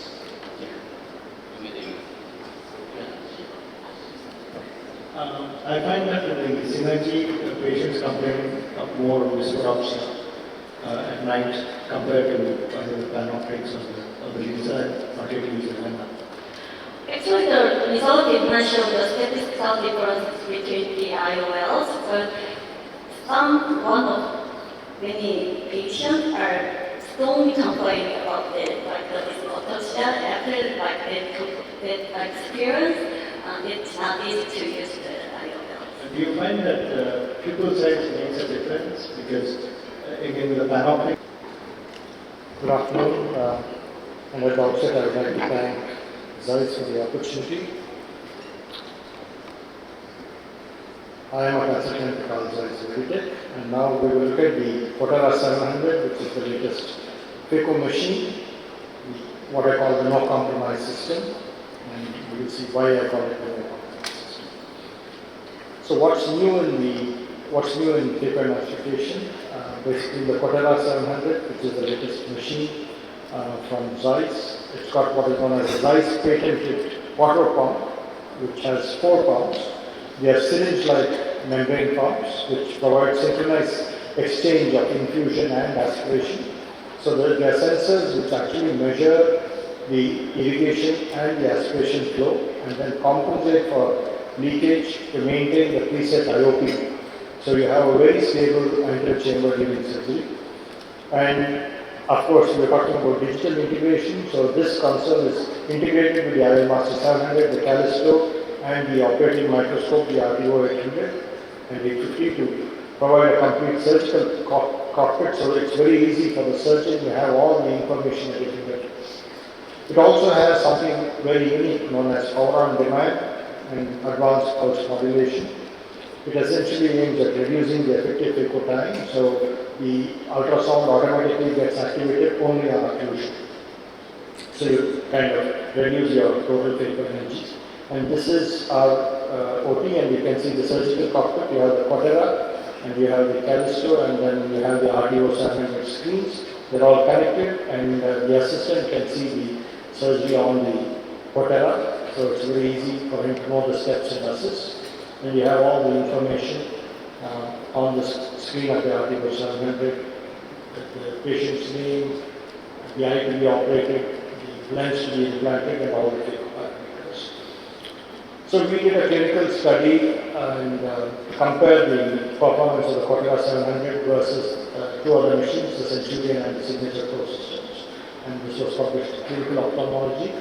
So the aim was to evaluate the surgical performance of the Quatera 700, which has a totally new pump, in different grades of cataract by a single experienced surgeon and compare the same with the Centurion and the Signature Pro systems. So the primary endpoint was chamber stability at various parameters, the flow rate, vacuum and IOP, and incidence of surge and fluid turnover per case. Secondary endpoints were the effective phaco time and total phaco time taken per case according to the nucleus grade, and incidence of any intra-op complications. So patients between 40 to 75 years diagnosed with grade 1 to grade 4 cataract were selected, and those suitable to undergo phaco, and with the IOL power range of plus 16 to 24, so we avoided extreme hyperopia and myopia. A total of 180 non-consecutive eyes were recruited and randomized to receive treatments with either of the machines, so 60 eyes on each machine. And we basically looked at soft cataracts, grade 1 and grade 2, and the other group were harder cataracts, grade 2 to grade 4. So these are the parameters. As you can see that we decided to use the highest parameters in each machine, and the flow rate in the Signature Pro and Centurion is 60 cc per minute. With the Quatera goes up to 90 cc per minute, and that's what we use. The vacuum in Signature Pro is maximum is 600, in Centurion in Quatera is 700, and phaco energy we use it around 70%. But again, this is in linear. With the Centurion, you have both longitudinal and proximal, and with the Quatera, we use the APM. The burst mode for chopping, and then quadrant mode, we use the APM. This is a video showing surgery with all the three machines. You can see the Quatera is on the left side, and the Signature and the Centurion on the right screens. And these were like the harder cataracts grade 3 plus cataracts. And we can see the followability and the chamber stability. If you look carefully, what I want you to observe is the stability of the pupil. If there is any fluctuation in the chamber, then you have a contraction and dilatation of the pupil, and that's how we can also make out if there is any instability. Also look at the followability of the fragments and the time taken. Of course, direct phaco chop was done in all these cases, and you can see that with the Quatera we are already finished, and this is actually real time. And that's the Centurion. You can see that little bit of surge and the hesitancy while removing the last piece there. That's the last fragment we removed.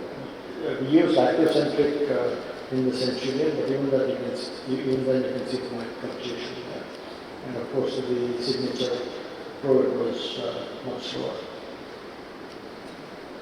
We looked at chamber stability grading. Grade 1, excellent chamber stability, to grade 4, which is unstable chamber with AC collapse.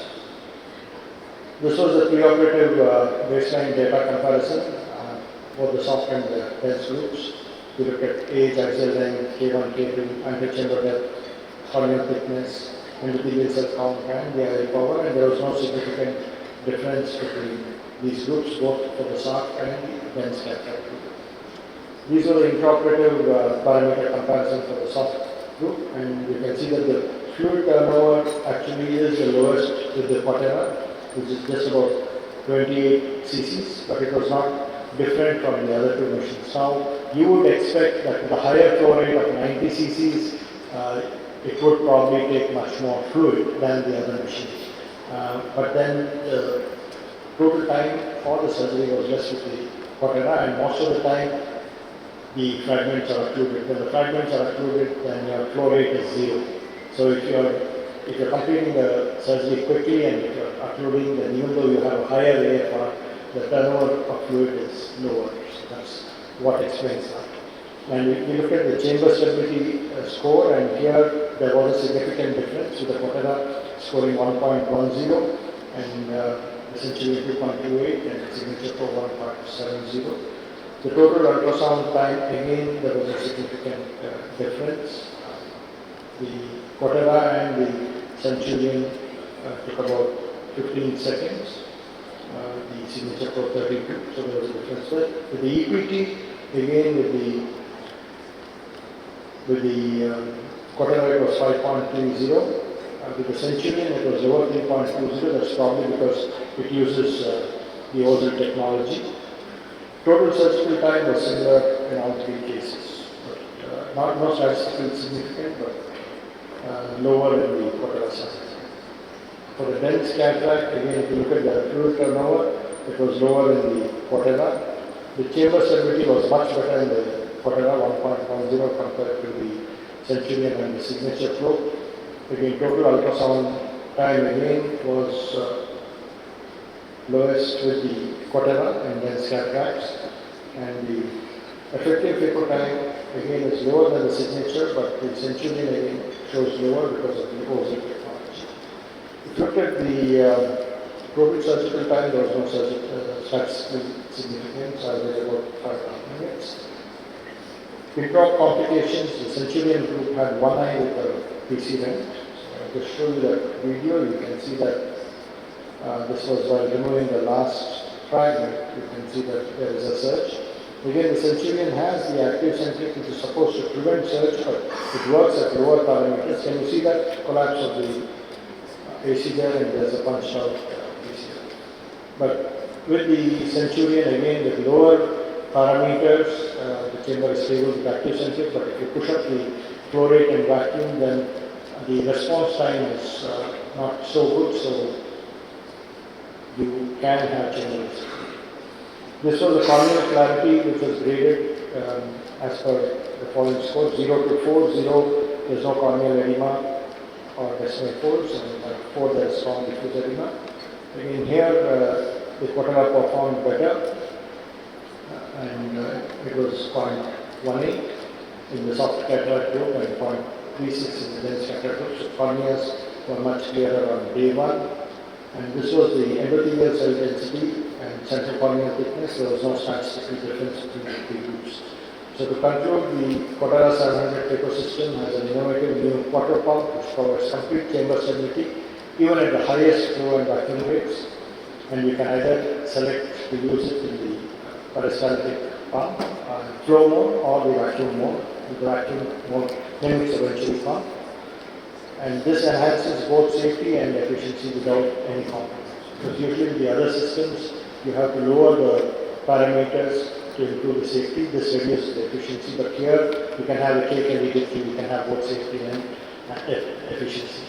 And of course, the digital integration provides a surgical cockpit where you have all the information at your fingertips. So this again enhances the patient safety. I'll just show you a video on the CT Lucia, the loading and the use of the Bluemix in the CT Lucia. That's the Bluemix injector for the eyes, and this is a preloaded lens. You can see that the lens is already there in the cartridge.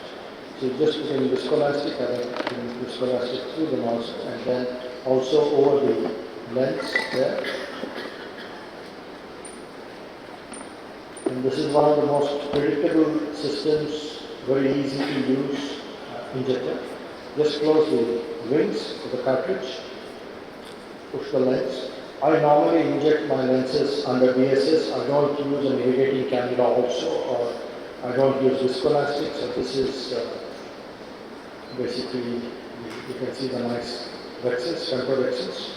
And the eye is filled with BSS, no visco. So you usually use a 2.4 mm incision for the Quatera. I find that works best. The lens is injected into the capsular bag and it opens up very slowly. You can just nudge it in if it's not in the bag with your coaxial IA, and there's not much of viscoelastic to be removed. So it centers beautifully, and you can see that the opening also is quite good with the CT Lucia. You can look at the optics. You can see it has the ZO optics basically. So if you look at the periphery, if you look at the Purkinje reflex in the center and the periphery, it kind of changes.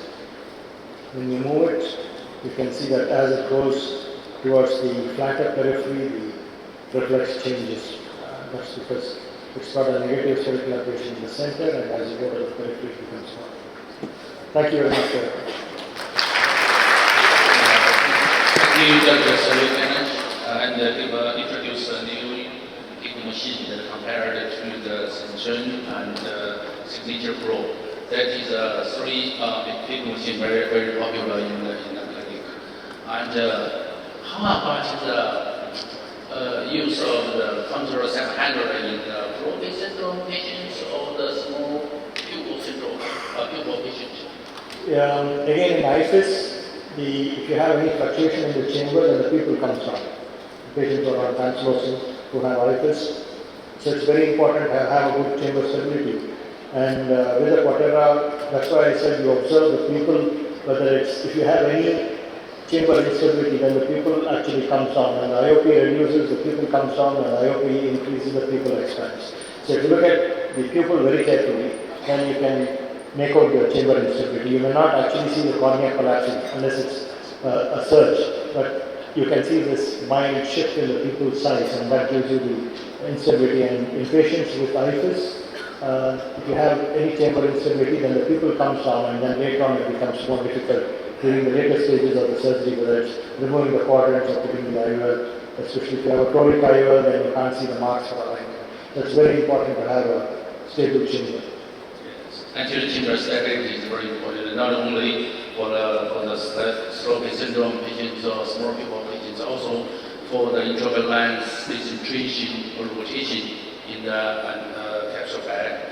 And so the control 700 have a very good safety and also have good followability and portability. You can also adjust the IOP also. In many of the other machines, you have a high IOP to kind of compensate for chamber instability, so that you have more fluid going in, but with the Quatera, basically you don't need to do that. And we change the IOP depending upon whether the patient is myopic or hyperopic. In hyperopic, small eye, again you want a higher IOP, so you have a deeper chamber to work in. In a myopic patient, sometimes you have the iris lens recapulsion syndrome, and you want to have a lower IOP. Otherwise, if you have a high IOP, then the eyeball kind of stretches and the patient has some discomfort and pain, so you would like to keep the IOP lower. So this is how you can kind of improve the patient comfort also. Thank you, Dr. Thank you very much.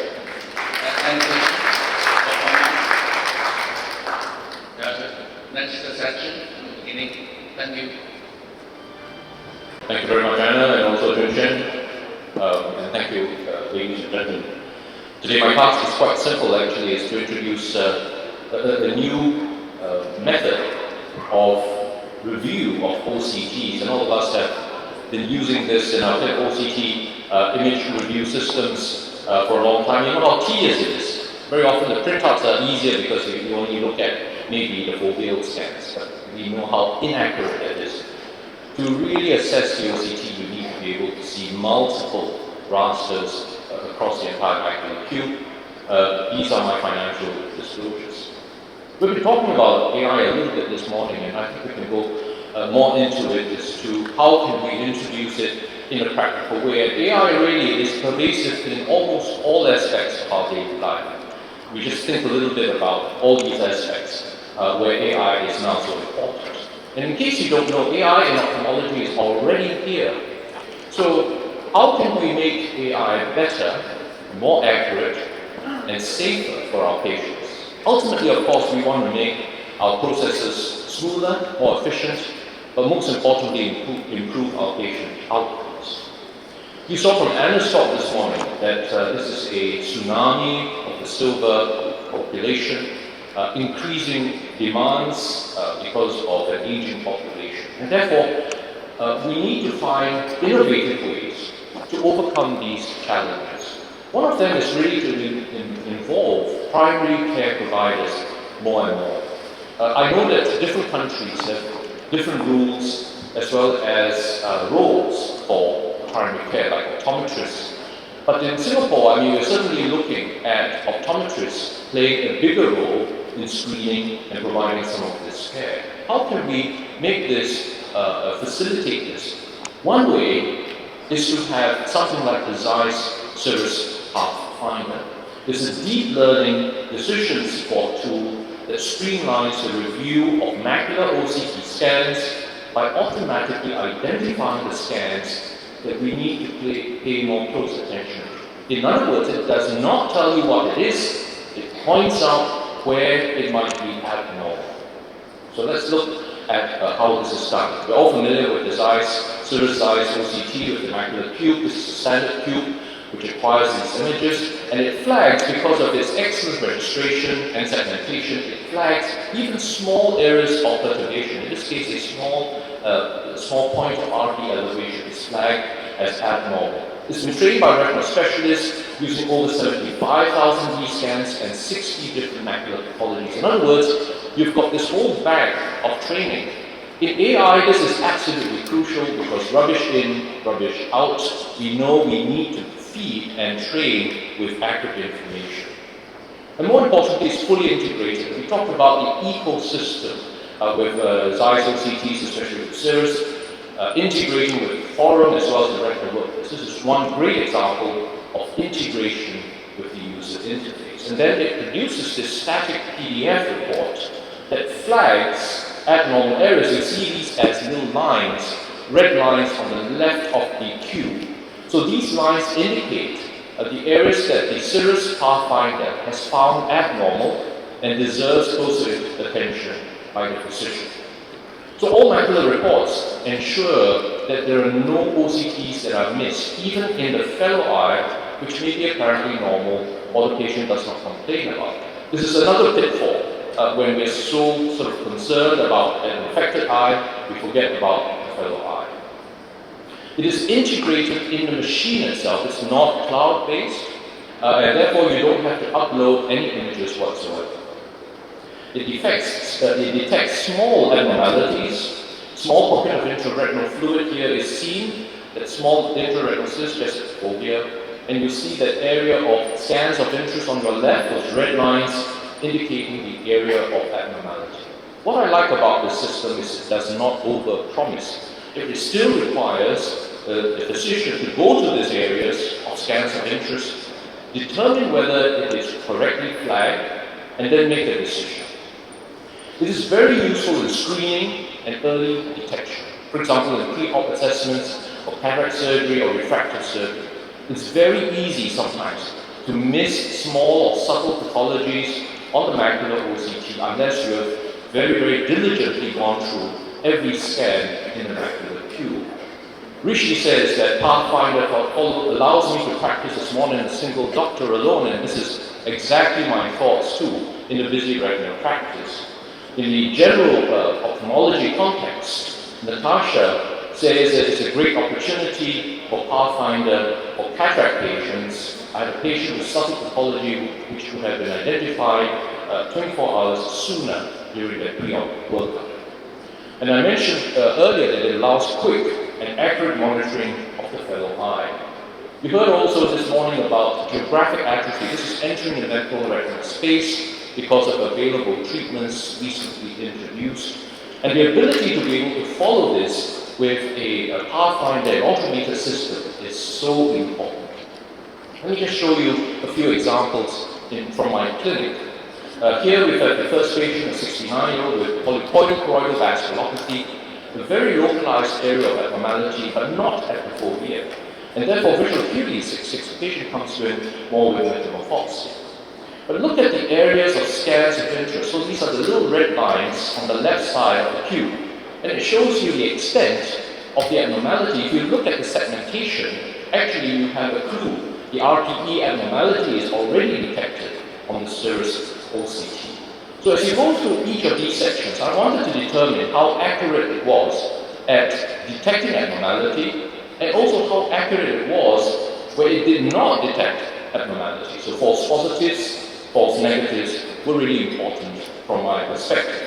At the fovea and just inferior to the fovea on raster, this is high resolution, it corresponded very, very well. Further down towards the edge of the macula, this is where you start to see the polypoidal complex. In the right eye, patient didn't complain of anything, and yet the Pathfinder was accurately identifying abnormalities. Here there was a small asymptomatic polyp in the right eye, just below the fovea. At the fovea, it did not flag as a scan of interest, and indeed, it was absolutely pristine. So this was a good validation from my perspective. The second case is a 47-year-old female, strong family history of poor vision, visual acuity is still good, blurring of vision, no nyctalopia, color deficiency or hemerolopia. But what's interesting here is the clinical picture, these pale, yellow, whitish lesions symmetrically presenting at both maculas. The patient was thought to have Best disease because of the hyperautofluorescence at the macula. That's a reasonable diagnosis, especially on the raster, you see the elevation of subretinal material.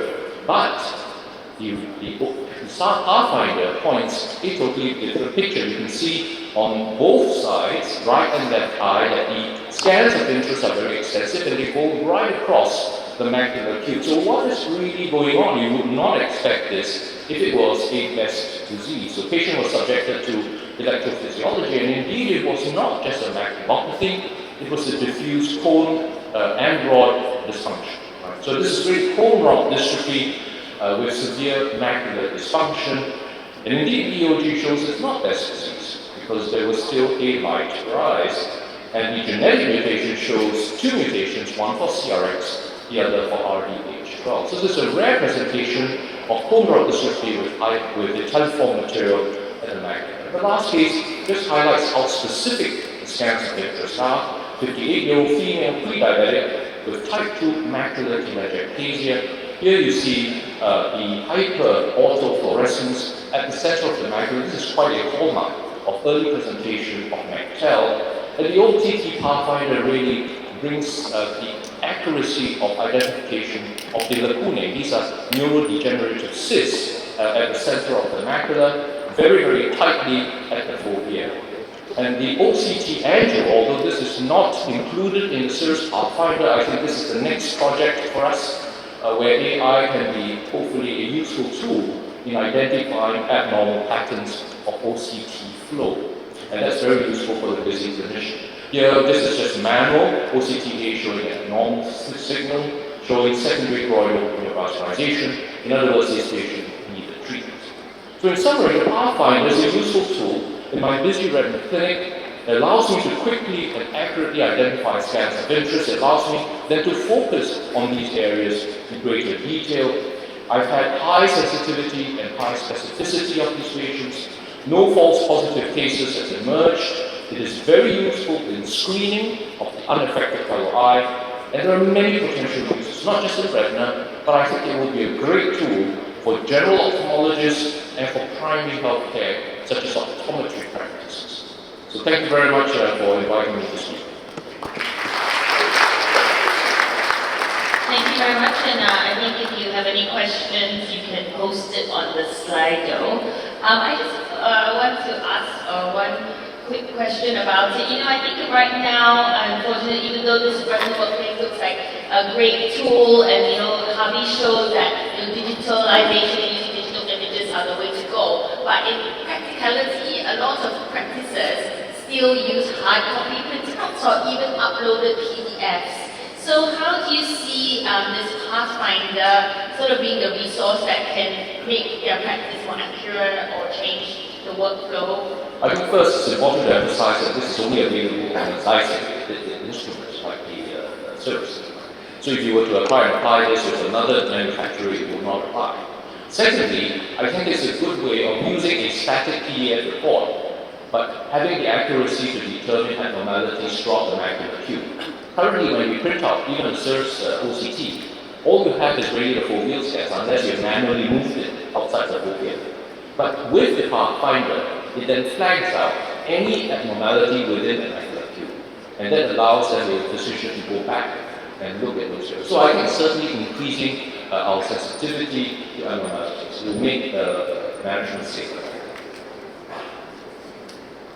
Can I ask, is this an optional software or something? It's not commercially available yet, but I believe it will be an optional software. And I think once it's integrated fully into retina workplace, it will be a fantastic tool. And I concur with Elana. I don't think for medical retinas such as retina, there's probably no utility in looking at printed OCT scan because the printed OCT scan is static snapshot of certain cross section, right? I don't think any video small sense of security. That you must always look at this broad source and play around, just like with all these. Yeah. I think the education of physicians is very important. Thank you, Jess. Thank you, Elana, for the high introduction.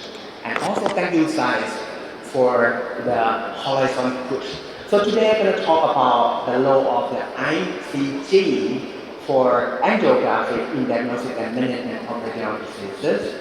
Actually, this is the time to put up two horizons. And this is what we need right now is this. Right? It's lung charm. Okay? It looks very yummy. But if you compare this to this, much more, right? This is how different of the color system. One is this, one is the pseudochromatic. They combine the picture, this kind of picture with this kind of picture. When they combine it looks yummy. But it's much more with the two colors. This is what colors already offer us for the outer wide field. But furthermore, we push it more to the ICTA. If you look at this one, again, we would like to have this one. Okay? In the market, there are so many outer wide field platforms. Unfortunately, only 3 that we use now in Bangkok in China that can have 2 colors. And the colors is the only one platform that has multi-modality. And we are lucky that we have evaluated the ICTA for the last 1 month. And we have about 40 plus cases, and we're going to pick some to show you how colors does for the ICTA. And this is the color system. I would like to show up a little bit more about the platform, how it can make 2 colors. Because they use 3 types of LED light. When you combine 3 types of red, green, blue light together, you have the full range of vision. You have the full range of the 2 colors that you just saw beforehand. Okay? And also, it's not just the wide field. With one shot, you have the wide field, 130 degrees, but it can up to 267 degrees when you want time to put it together. And lucky, right now, it's coming already, the ICTA, to evaluate corneal pathology. We would like to bring you back a little bit more to the principle of the light. If you have one light with a different wavelength, it acts differently. In the wave that have high resolution, with a high frequency, in the wavelength with higher presentation, longer wavelength, it can go deeper. And this is what happened in the FA, fluorescent angiography, and ICT angiography. If you look at the platform that we have before, we have the platform that can see very clear picture of the retina and corridor picture. But unfortunately, what is used the CSLO system. It means the confocal scanning laser ophthalmoscope that will be changed in ophthalmology. Because with the CSLO system, we can do tissue dissection. But the core has 2 sides. With the CSLO system, if we go like nano the slit, we have more resolution, but we lose the depth. And this is what really happened when we would like to perform fluorescent angiography and ICTA angiography in the same time. If you look for the clear FA, you're going to lose a little bit defocus of the ICTA. But if you really look to the ICTA, you lose a little bit clearer of the FA. So we are ophthalmologists, like we would like to see all the way through FA and ICT. Let's go for the example here. This is another platform, CSLO system, simultaneous FA and ICT. If you look at the FA, very sharp. If you look at the ICT, actually, it's very, very clear retinal vessel. But for the ICTA, you see the corridor pathology is a little bit defocused compared to the color system. Because the way they use the LED, and they have like precision focus and broad line conduct imaging. With all these technology, they put us through the horizon. Advantages of the color LED light sources, why they are focused? cover both FA and ICT focal point. Simultaneous FA and ICT is already available with the video option in the early phase of the system. This is the picture of the color surveillance that we use for almost a month now. You see the FA is clear, the ICT is clear. Let's go a little bit further to the clinical cases. I think Adrian already talked about the PCV, right? They have so many diseases indicated to use ICT angiography.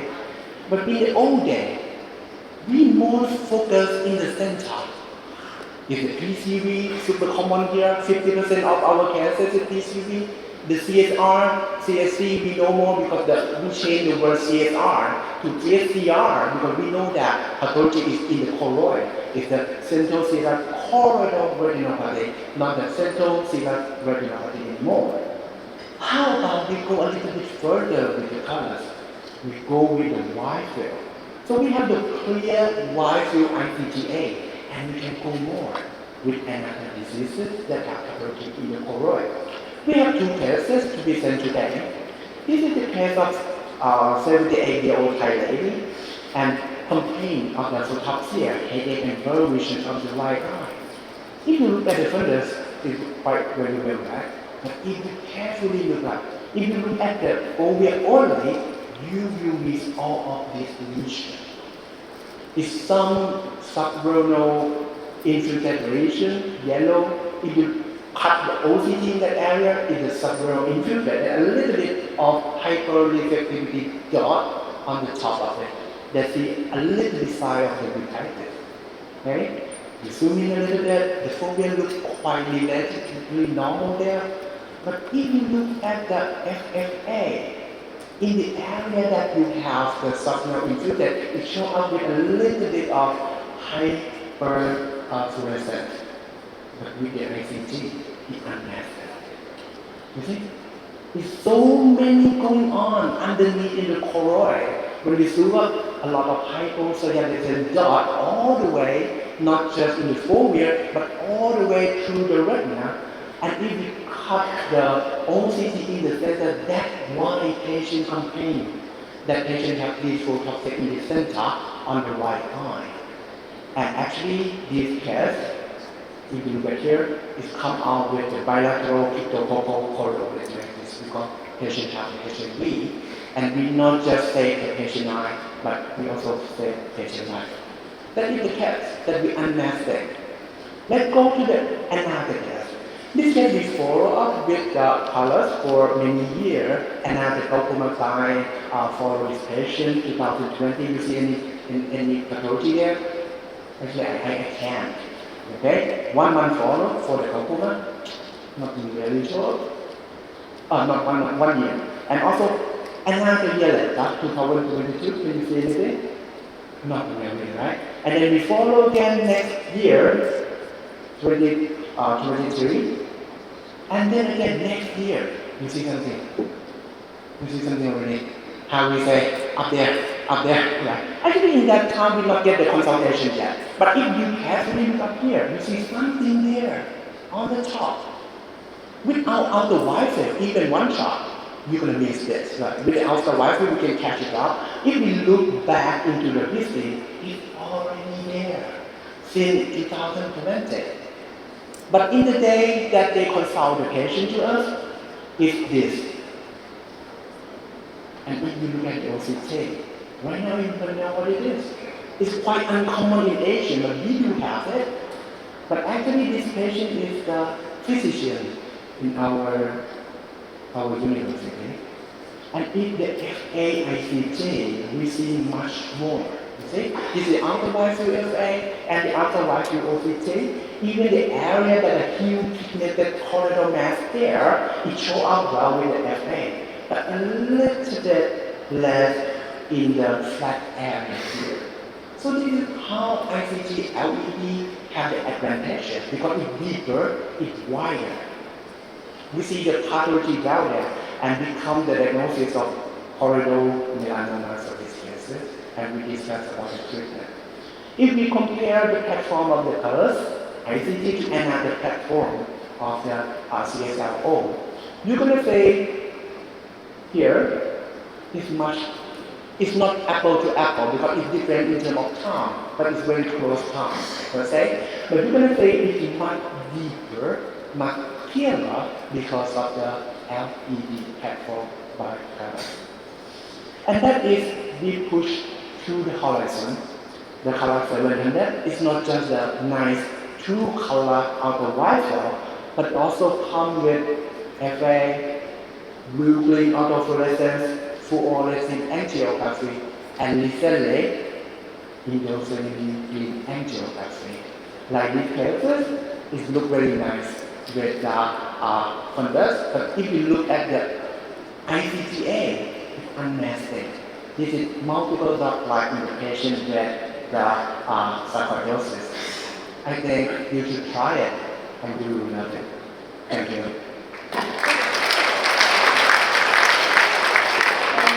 Thanks, Anton. First, I want to say, I'm very jealous. I've been asking for this ICG Claros trial for a long time, and you guys didn't want so far. Not with me yet. But I love all your images. Can I ask, because when you take the ultra wide field, you have to take either 2 montage shots or 4 montage shots. How often do you use that, or is the sort of a 130 kind of frame enough for most of your cases? So, and now because I'm a uveitic specialist as well, and a lot of uveitic pathology on the periphery, I always take montages. But let's say if you're looking for the disease of the macula, like PC or whatever, one shot is more than enough. And now I see that both your rivals see Monofocal SLO system and now flash LED based. Which one is your preference? How do you? Thank you for the question, Jeff. I think right now it's really hard to say because of the CSLO is very sharp, right? But you lose some depth. So if I say I can use both actually. We have 4 platforms in our university. Right now it's very hard because we move patients from one platform to another platform and to another platform. That's why we have all the platforms and we can combine together. I can say yes, I can use it all. Since I got both platforms, I hardly use the result I see is the fact that I want to try. The only probably short-term criticism is that there's no video recording of it. I think because of right now we already evaluated for it. I don't show the video yet because it's not really evaluated, but it comes with the simultaneous FA and ICT video. Oh, okay, that's good. Yeah. Thank you. Okay. Thank you. Thank you for the kind introduction. I'd like to talk about the new system around Beta 50. This is my financial disclosures. Adrian 50 has 3 features. One is an HDR monitor and 2 4K 3CTG cameras. And also it has a digital color assistant. And Adrian 50 has a smart depth of field that can control the apertures. Max, huge, multi, and the low is fully opens. So digital color system has 3 modes, custom and blue Turkey and blue PD mode. So Callisto Hyperopia is like a cockpit of the microscope. We can control each setting with this touching sensors. Integral TT has also innovations. They have the noise reduction functions and it's a double resolution function. So aspect ratio becomes 1:1 to the 1:2. So it's longitudinal locations. And the cube comparison function is another function to evaluate 3D image or integral CT. And the new disposable conference is coming. Left side is a new lens, this disposable lens is a right side of the conventional lens. Wide angle lens, it doesn't have a ring, so it has less interfere with the instrument. Ultra wide angle lens is a combination with the 2 lenses. We can see that up to the oral serratus. It's very ultra wide field. So Advanced 50 has a new generation SD monitors. We call it the local dimming technology. SD monitor will project the image with a backlight. It's a unique backlight, but its local unique technology is different. Backlight is controlled, the black part is not lighting, and the bright part is lighting, that it can enhance the contrast. Left side is a conventional monitor, and the right one is neo monitors. So I compare with that in setting, left side is the neo monitors, and the right side is the conventional one. You can use monitors side by side, and you can take an image with the iPhone in the same settings. So we can say that the black part is pretty much black, especially in the tilting mode. Conventional monitors, everything becomes white, but we can see that the contrast is enhanced. This is a comparison with the visual release score, the each step, CCCP and understatement, and also reproducing in the ER and hearing.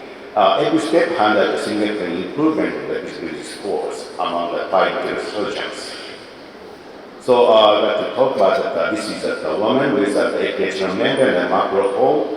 This patient has a post-LASIK, and that's laser at 25 millimeters. By the OCT examinations, there's a thinning of the nerve area around this, so this patient has a potential risk of the glaucoma. So I'm using a lens sparing equipment. I'm using a magnified lens with a contact lens. So with this lens, we can see that every wrinkle and also every nerve areas with very high magnification.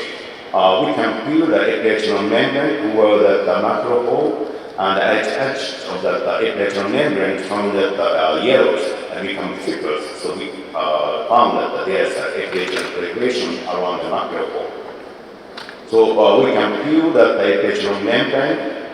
You can see that there's no dot hemorrhage because we have to take care that this is a potential, this patient's potential risk of glaucoma. I will change the blue filling mode, and it can enhance the staining of the green blue Z. So you can also see the edge of the traction that every part of how the pulling during these procedures. So that's the reason I enjoy that filling procedure with high contact lens. And after that, this excess tissue is cleaned by the vitreous cutters, and air fluid exchange is performed. So macro hole closed. This is another patient that's 76 years old, macro hole, and I'm using the nexus for this patient. And this is the ultra CT mode. We can see the very clear image of the macro hole at the edge. So this is the full peeling mode. I try to peel the epileptic membrane in a similar fashion as the previous cases. And you may see that this procedure is no hemorrhage after the RNP. This patient also has a epileptic version around at the edge of the macro hole, and this tissue is embodied toward the macro hole, and it cleans like previous procedures.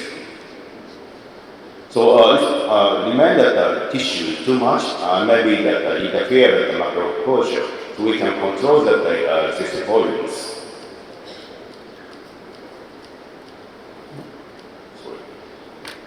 After that, I put in the viscosity material, just this lymphatic tissue cover the macro hole. This is a comparison with the conventional mode with the blue bleeding mode. You can see that every tissue is contrast enhanced. And the lower slide is the comparison functions. We can compare with the before RNP and after RNP and macro hole close. This is the myopic traction micropisis cases. Action length is pretty much higher, and I'm using the nexus. I think I'm doing the phobia span and I'm for this patient. This surgery will be done at 27 gauge. I'm not a hard user of 27 gauge. Most of the time, surgery will be not over 90% having 27 gauge. After the quadripectomy, we can identify the location of the phobia. This is very important to treat the high magnification because it's not sometimes very difficult to identify the location of phobias. I try to treat the RNN toward the phobias. but this is where when I repeat, I remained at the RN just around the fovea at 1 inch diameter. After that RN is inverted, I try to feed the RN around the foveas and trim the excess volume of the RNs. And I evaluate intermittently how much RNs remain. Remained RN is not over the fovea. It's very important to do the fovea scan and I check the discarded material, just enroll the RN become fragments, and then after the exchange. This is a comparison with the cube comparison function. We need to evaluate I feel the RN that is not covered the foveas. Because since the RN is filled over the fovea, there's potential risk to multiple developers. And after surgery, yes, mainly the subretinal fluid, but the vision is stable. This is another question that the PDR with vitreous hemorrhage. You can see that both sides have vitreous hemorrhage. Maybe some traction metal attachment. By using the benefit concentrations. If the patient doesn't have enough vitriasis, I cut that sphincterectomy before the surgery and doing the phaco or similar fashions. And start at vitrectomy represent. And after that, I placed that 0-0 contact lens to see better. After that, fibrous membranes isolate, I try to push pull some membrane. There's some creating some distance between the fibrous membrane and the retinas. I started cutting the fibrous tissues with a 27 gauge instrument. Lower part is the fibrous membrane is very tough because it might be difficult to remove by the vitreous cutter as little bit and making some distance between the retina and fibrous tissue. If there are there's an existing retinal grade over here, and then vitreous saving is performed with the scleral depression. I use the end laser by the short pulse lasers. Then I check the intravelocity. There's very thin occasional membrane around the foveas. So I injected VN-Blue-Z and tried to feel the RNs around the foveas. So you can see that the stained part and unstained part, so we can distinguish the ERNs and RNs. So also check that locate the situation of the fovea and inject further exchange. I try to do some laser at the existing retinal break. So both sides in the surgery are doing well. We have projecting the image in the 4K, that this new monitor has an output for 4K. So this is the comparison with the left side the 4K image, the right side the 2K. From the upper side, there's no difference, but if you magnify the image, 4K image is better because it has a smaller dot. This is another image of the comparison of the 4K and the 2K. If you magnify the image, there's some difference. But Callisto 2K is projecting very nice clear image. So take Chromosis, new generation 3D monitor and a new CCU outdoor fabric, they enhance visibility during the surgery. Thank you for your attention.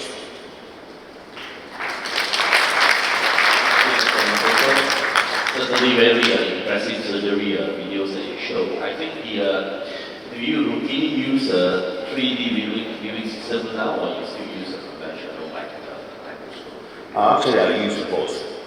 Some cases have some emergency surgery. I use the conventional microscope, but most of the time, especially the macro surgery, it's just beneficial to use the 3D laser surgery.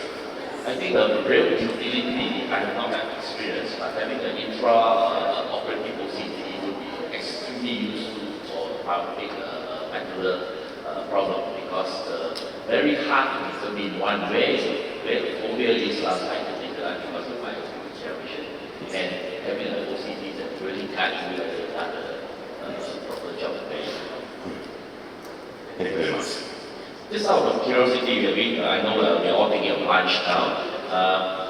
How many of you have tried or adopt a 3D viewing system in operating?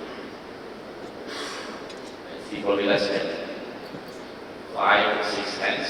So I think it's a promising technology. I've tried that. I still haven't convinced that I have made a move. But like I said, with all this new technology integrated with the OCT and people, they're probably going to push for retinal surgeons like us to probably adopt. Yes. Actually, I use it out of 800 and also out of 850. It's a big difference. It's much improved. Yes, no questions. I just have that announcement. Just a correction to what we said before. The Pathfinder is actually commercially available in Southeast Asia at the moment, but for the rest of APAC